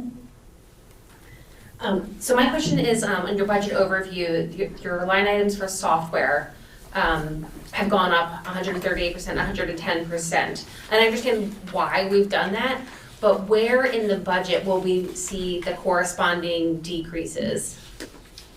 So there are no corresponding, because that's Codelicious and Virtue. Those were the 2 brand new Delicious was getting paid through Title IV this year. So Okay, so that's an addition. Okay, so that's line item number 3. And then the one moving everything to BOCES, that's a big jump. That's up what, almost $400,000. So that's the major one is the network administrator that I talked about. Person, So okay. you will see that decrease in the contractual budget. Okay. And then the increase in the BOCES budget. The other 3 things that I believe that's there is the PD coach for 3 days, the keyboarding program, and the Eureka Square. Those are the 3, that big jump that you see there. So that seems like a lot to me, $100,000 for 3 days of PD. I know it's aidable, but is that what the norm is? It just seems like a lot of money. So most of the districts around this area for the last about 3-4 years, you can check with many of the districts.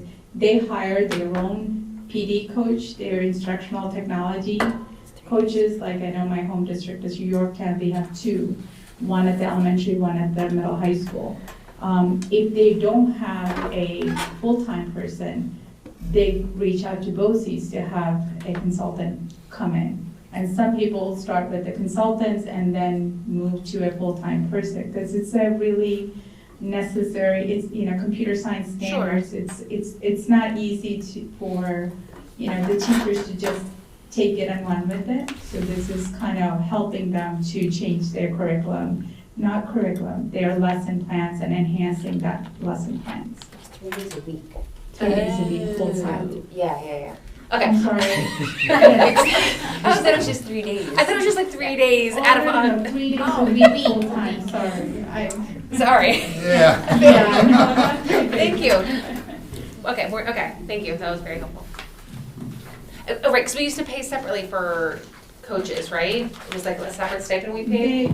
They have they're only allowed to work after school. Yeah. So. And they weren't always available because they were teaching classes themselves and stuff. Yep, okay, thank you. We have 2 teachers, one in the high school and one for the elementary, in-house that do this. Yeah, most of So the they're paying districts for do. benefits and Yes. stuff. Okay, thank you for, I didn't understand that role. Thank you. All right. Yeah. There are no more questions? Thank you so No, much. but thank you, Benita. Benita's been with us for a year? 18 months. 18 months, and you have taken on so much and made so many improvements, so thank you. Thank you very much. Thank you. All right. Now we have facilities, operations, and maintenance. Mr. Malini is gonna present us. I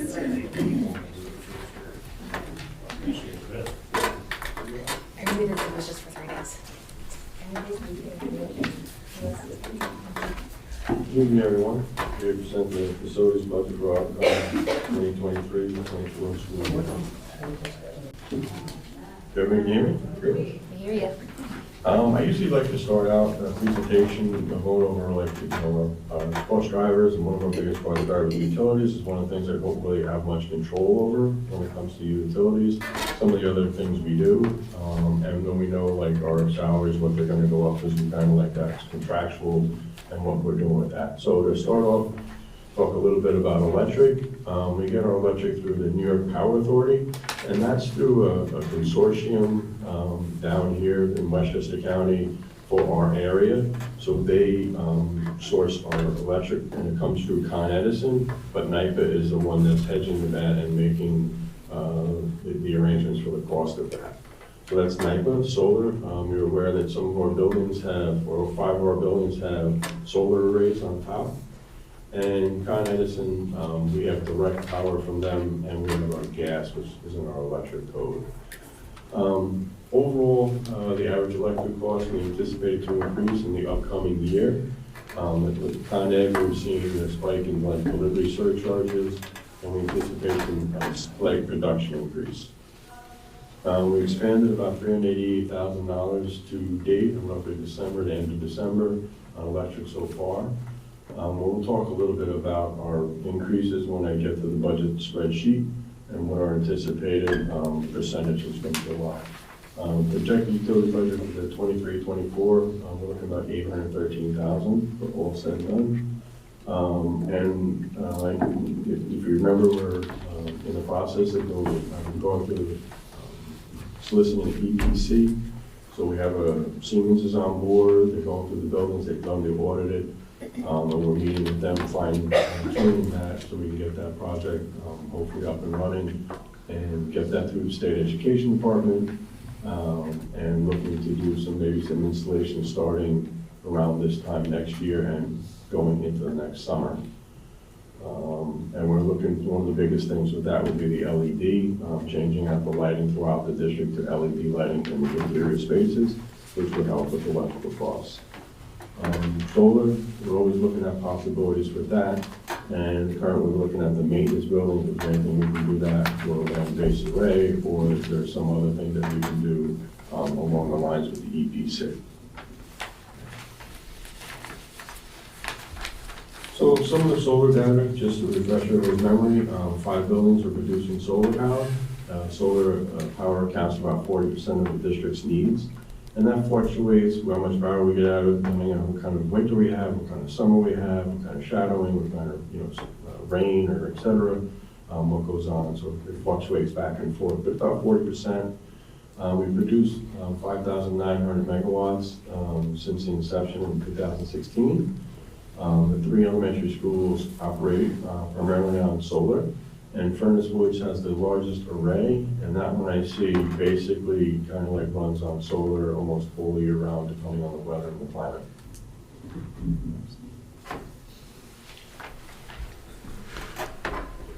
So some of the other utilities that we have, fuel oil, it's on state contract, so OGS hedges that, and they bid that out with providers. The cost per gallon of oil has increased from last winter. Last year we seen about $2.97 a gallon. This year it's up to $3.10 about around the same time. Our high was back in October. We were paying about $4.65 a gallon. We usually try to top off our tanks if we have money in the budget, so we can coast through and then start the next fall without filling our tanks. But last year, because the price of fuel was so high, we kind of let that go, and then we topped them off. We didn't top all of them off, but we topped off some of the tanks in the fall, whichever ones needed, because we anticipated that cost was going to come down during the school year. So again, we're playing with it to get by, so we do adjust and we do watch the cost and the trending that's going on. Fuel saving measure implemented, we were looking at the proposed EPC, we're always looking at making our buildings watertight, insulating different things, changing doors, looking above the roofs and the cavities above the ceilings to see if we need to do anything to insulate it to make it better weathertight so we can keep our buildings sealed. So we're looking at that through the EPC. PreK, we purchased that off the state contract as well. We've seen a decrease in cost from last year, from $2.10 to $1.81 a gallon at the same time. Usually we don't use a lot of propane, but propane we use for our pilot lights in some of the buildings, and we also use it for cooking in some of the buildings where we don't have gas in those neighborhoods. Natural gas we get provided through Con Edison. Gas using the cost increased slightly from last year. We expect gas price to increase slightly again in October 23-24. That brings us to the overall table here, the chart. You can see everything. Non-instructional salaries, we're looking to increase that by $202,000 or 6.7% increase. And what we're looking to do there is we're looking to add 4 custodian drivers back to the buildings that we lost for attrition over the years to increase our staff. And we would share that budget with transportation. So transportation would have half of that with the custodian bus drivers. And so half of that budget would come out of transportation and half of that budget would come out of facilities. Equipment is like if we need any large vacuums or scrubbers, things, items, vehicles, we're looking to keep that about the same for the upcoming year. Contractual service, we're looking to decrease that about $20,000. That's some of the inspection services that we have to do in some of the buildings, and it fluctuates from year to year, which when we have to do inspections and we don't, we're looking to decrease that by 12.5%. Insurance, we're looking to increase that about $4,000 to 12.2. That comes through our insurance carrier, NYSER, and they give those updates to Enrique, and he has those numbers for what we need to do. maintenance contracts, we're looking to increase that by $2,000 or a 2.2% increase. Professional services stabilized, we're looking to keep that at 0. Materials and supplies, we're looking to increase that by about $6,000 or 2%. And that's kind of like, where you see your fuel increases, your fuel surcharges for different materials and supplies that I'm saying that are coming through, and the production for those materials and supplies that we're getting. The BOCES COSER, that one, we're adding it into my budget this year. Years past, because of when we added a lot of different COSERs, they're now going to come out of my budget, and both those COSERs to be school fees for our work order process. We have Putnam Northern Westchester BOCES, we pay them to be our overall resource for safety and consulting. We have anonymous alerts, we have Raptor, and so all those things, now Alteris, they're going to come out of my budget. It's going to be reflected on my budget instead of coming out of somewhere else.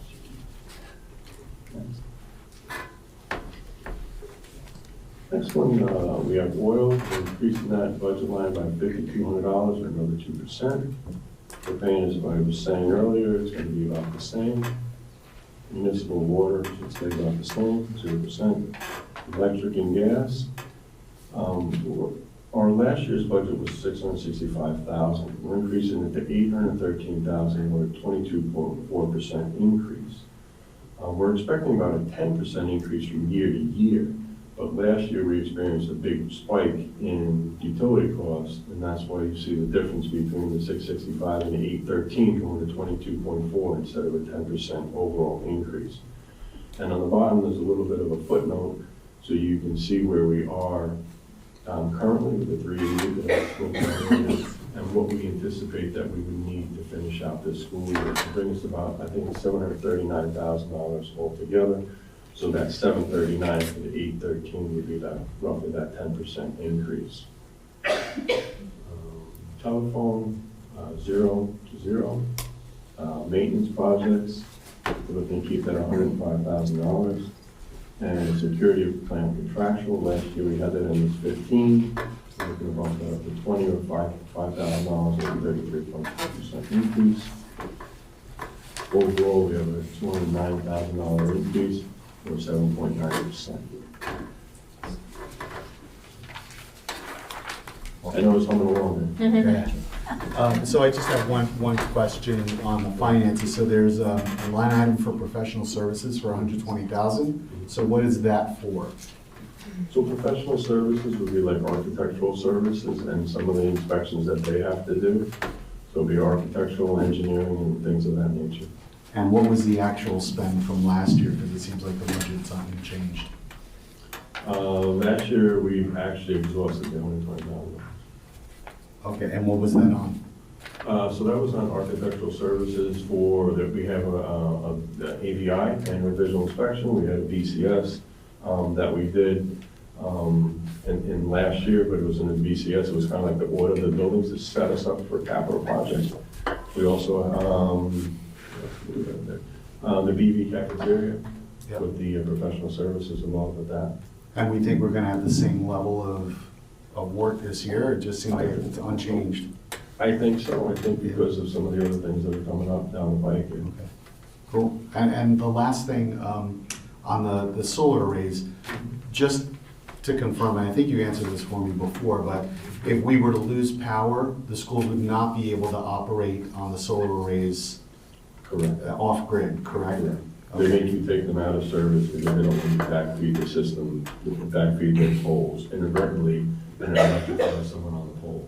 Okay. One of the things we did look into, and what I looked into a while back, was doing a battery backup system. So then you could charge the battery system and then use that battery system. And at that point in time, it wasn't as efficient. Now they're getting to be more efficient. And the answers that I was getting back then, I didn't like the answers of, and the cost for it. So as they become more economically viable, I think that's something that we should look into and do like a battery backup system. And then the solar panels would charge that. Yeah. And then you would deplete them and use them and deplete them, just like you would do at your home. Yep. Same type of system. Yeah, no, that would be great. Thanks. Go ahead. You first. The BOCES combined services, the $40,000, my favorite question. So where will we see the corresponding decrease? Do you know, or do you know, Enrique? If it's new to his budget, where is it gonna be reflected on coming?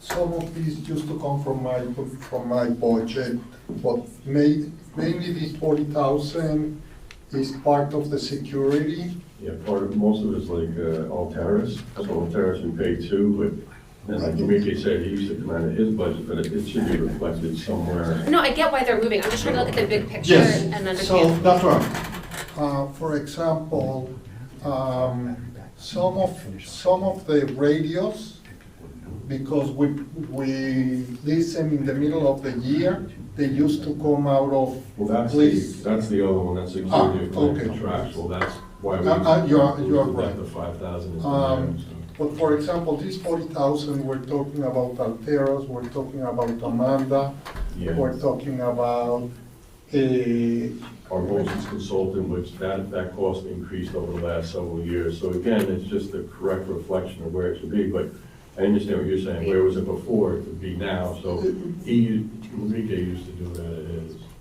So it used to be out of my budget and I would transfer it to the BOCES codes. So if you look at my budget, there's not an increase, maybe there's a decrease. Okay. But BOCES, we need to look at BOCES a little bit better because every year we're overexpending BOCES in general. So I agree with you. I mean, for example, today I had to transfer $18,000 to be able to pay BOCES. Last year, Margaret, Joe, and I had a conversation because a lot of the BOCES that came out of Margaret's account, and Margaret was saying, no, this is not mine, so we're fixing that problem little by little. Okay, but when I see a big jump like that, I'm just trying to account for where it's coming and going from. Yes. And then the other question about the increase, so you have 4 new part-time positions? No. No, I didn't understand that part. They're Okay. full-time individuals, but half of their costs will come out of my budget, and the other half will come out of transportation, only because we get aid on when they're driving. No. Well, part of it. Not only because we get aid, but because a person is a custodian driver. Right. So we always divide their salary half as a custodian and half as a driver. Okay, so this isn't a new practice? No, this has been going on. Okay, the footnote was just confusing, that's all. Okay, thank you. It's just a correct reflection of where they're working for. Exactly. Thank you. Anything else? Anybody else? Thank you, appreciate it. Thank you. Thank you. Thank you.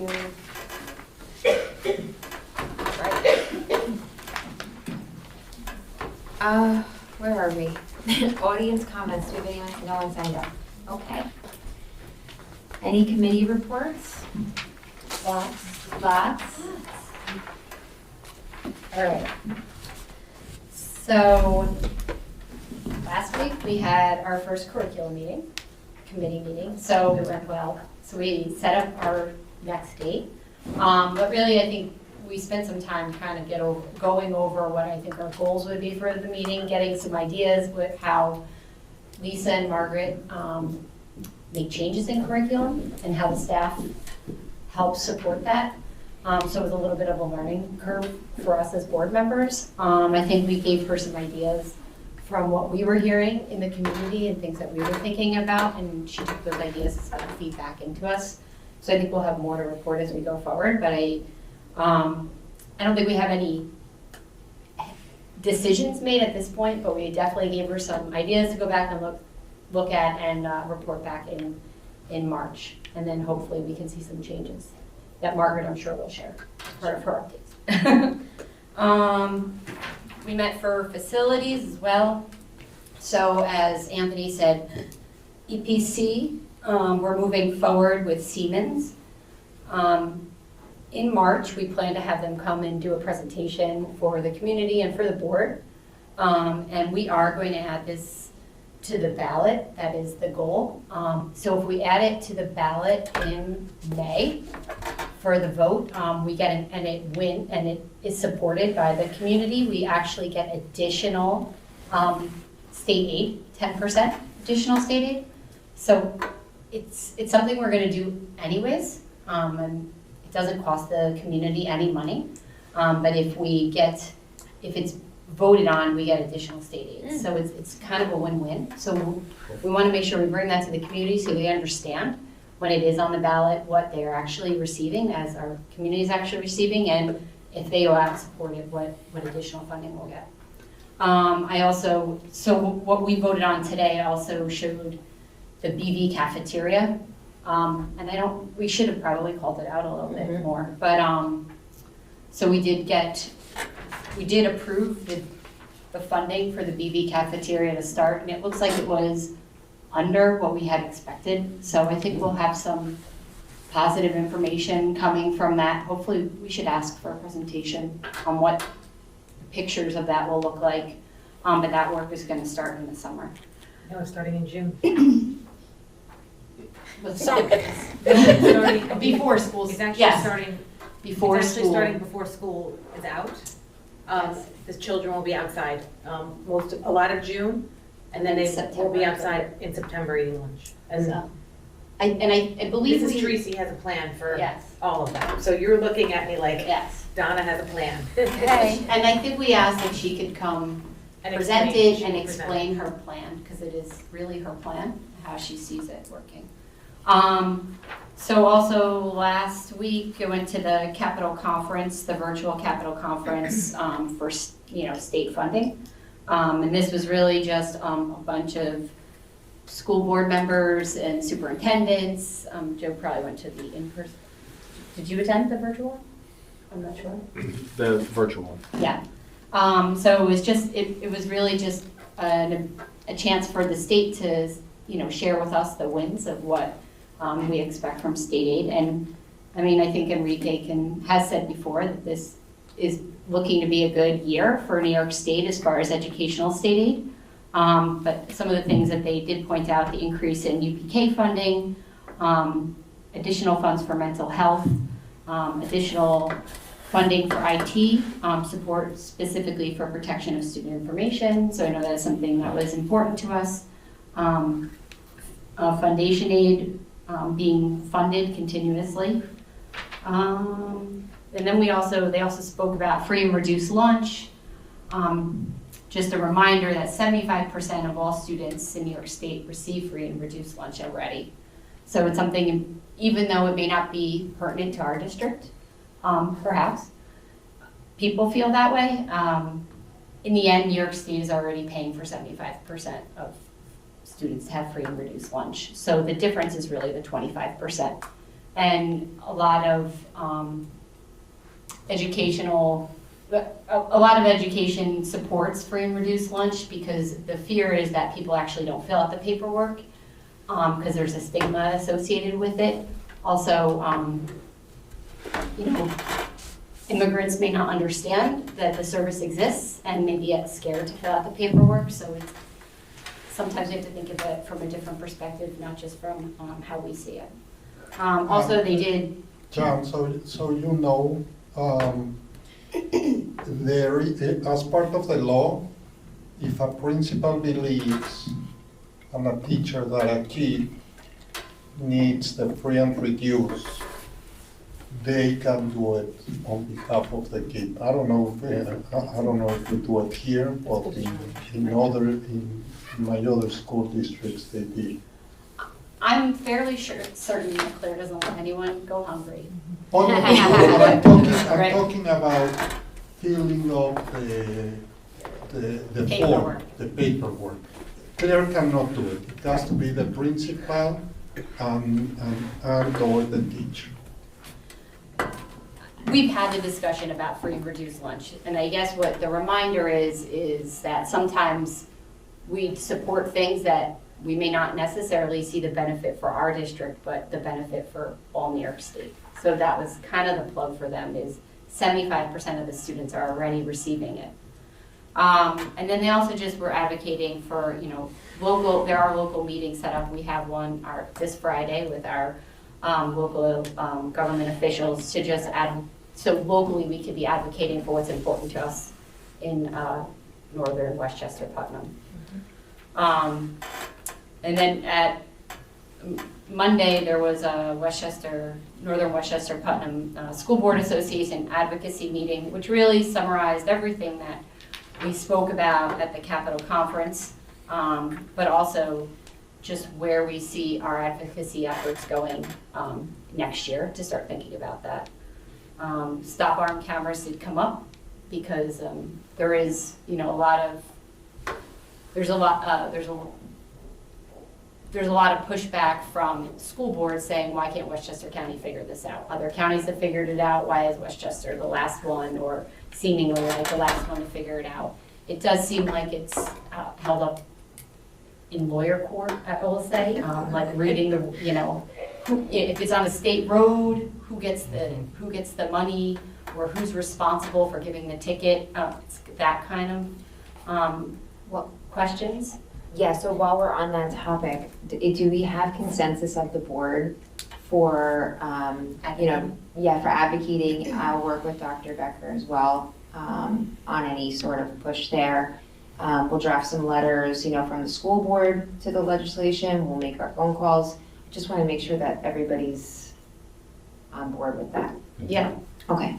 And I think when we go on Friday, who's ever at the meeting, maybe we can make sure. I think it's you and staff. Yeah, it's in step, so I think we could probably put in our little plug that we see as being important. Do we need to take an official vote? I don't know, do we? No. No, you don't have to. A number of superintendents send a similar letter to the county executive, so. Great. Awesome. Thank you. I think that's it. That's a lot, Jen. Thank you. Thanks a lot. Good job. Yeah. I just wanted to mention that the high school PTA meeting this week was Ask a Ninth Grader panel for the 8th graders. And it was in person and online, and it's usually very informative and fun, usually. Event for the kids, and it gets their transition started to the high school. It's earlier this year than it's been in the past, but I think that was done pretty intentionally. So that's just there was no regular high school meeting. That's what they did instead. And we at the elementary meeting. Do you want to talk about that a little bit? They're doing a whole bunch of different things for kids. I mean, they have a bingo night coming up. They're talking about all their spring events. There was a dance at BV. There's a dance at BV, and there's going to be a dance at Furnace Woods, and I think one also at Furnace Woods or FGL. They're doing. So yeah, they're working on some good things. Speaking about the elementary schools, are we going to be doing kindergarten orientation next year where the kids ride the buses? Yeah, that came up in finance committee. I guess we didn't do that this school year. And perhaps it would. Into bus orientation? No, the incoming kindergartners did not ride the bus before the first day of school. They didn't before either, like the last 3 years. Yeah. And the comment was it is, I guess in the past it was principal driven. Okay. So I guess we just need to maybe get Cindy back on. Sure. Or to support that, I'm sure she will. They already have a pretty detailed transition plan because there is a $10,000 grant available for transitions, and we just sent that up to the state. So I know she worked with Marissa and a few of the kindergarten teachers to lay out screening, orientation, summer visits. So we'll see where that goes, but I'm pretty sure the bus thing was on there. That's why I was surprised. Yeah, we'll see. And if you don't mind, if we still have people watching at home, please register your children for kindergarten. And tell your middle schoolers to stop throwing the Chromebooks. Yes. I know, Benita said that so very nicely. Any other board comments, new business? Advocacy? Oh, I don't have my slides. I attended the PTA Advocacy Committee. They were on board with Bus Patrol. I know they had some form letters, like you said. I just didn't know where they were housed, where there would be a link where any parent could go and get it. Because I don't do the Facebook thing, you know how I feel about that. So I was thinking if it was on the district website. They were also asking if they were advocating free lunch for everybody. Trying to think of what else. It was free and reduced lunch. It was Bus Patrol. It was block schedule. Was one of the things on your list? Yes. They were talking about block Adjusting schedule. bell times for students. Yes. In the right direction. Later high school start? Yeah. Come on. If you do later high school, what are you gonna do to the elementary school kids? Well, the elementary school kids are more prone to being awake in the morning. Not true. There's a lot, anyway. There's a lot of science There's a behind lot of starting different high good- schools later. But for a first advocacy meeting, it looked like they covered, from your notes, they covered a lot of How different often do things. they plan to meet? Monthly? There's another meeting in March. Okay. I think it was March 15th. Yeah, I might- something like that, yeah. I sent everybody the notes. Mm-hmm. But yes, and they said if anyone had any topics, that they could send the topics in, and they had their email. Do they have a website? I'm sure they do. Yeah, they have a Facebook page. I don't think they have a website on There's a it. Facebook. Right. They have email though. Okay, awesome. Everyone's been doing a lot of work. I'm missing something. Yeah, I'm sure. All right, so we're gonna move on to our second reading of policy 8121.1, opioid overdose prevention. Corey, do you want to read the policy? Sure, and anybody's welcome to waive it at any point. Don't do it. Yeah. We'll be here late. Adopted. The Board of Education recognizes that the use of opioids can lead Move to to wait further overdose- reading? Thank you very much. Give me a second. Yeah. Yeah, we're all in favor. All in favor. Great. All right, so what happens next? Has with this anything policy? changed? I'm sorry. No, nothing was Okay. changed. No, from the last only, time. the only change was, you remember the first reading had some notes that were like cliff notes for board members and community members, so those have been taken out. There was a question from the last meeting about whether or not this policy should be exclusive to administering Narcan on only students and staff, and our lawyers agree with that sense that yes, it should be specific, but that's not to say that in the event of emergency that it can be used on others. But the point or the focus of the policy is to make sure that trained district personnel have the ability and basically the indemnification and the training to administer it on anyone affiliated with the district. So what happens next, the nurses are meeting with a representative through New York State. I think it's an individual in Putnam County. The Narcan will be delivered, it will be stored, as you see on page 2 of the policy, it talks about storage. And then we are working with Westchester County to, either Westchester or Putnam, to provide Zoom training for any other staff member that would like to be trained, and for every staff member that's trained, we receive an additional dose of Narcan that will be housed per the policy. So this officially kicks off and makes it official. Cool. I just want to, some feedback that I received was that, especially of some of our younger students' parents were a little concerned about what the signs would look like in the buildings and what the training for those students, the younger students, might look like. I don't know if we can explain a little bit about that, what that might look like. Yeah, our lead nurse, Phyllis Machete, is working through the state agency on what that would be. So I know she and I talked today, she's asked for age-appropriate signage so that students understand, and that the school nurses, the LPNs and RNs will be able to meet with teachers and make that part of sort of a back-to-school, September kind of initiative with students. We're just making sure it's appropriate for the age level. Yep. Thank you. All right. All good? I can I have a motion to vote on. To vote on it? Yeah. Yeah. Yes. Oh. Yeah. We have to vote on the policy. Yes. Now, Whether does it approve go on policy. the agenda? Learn something new. Can I have a motion to approve policy, hold on, I gotta find my number. 812.1.1. 812.1.1. So moved. Do I have a second? All in favor? Hey, thank you. All right, can I have a motion to close the meeting? So moved. Can I have a second? Second. All in favor? Aye.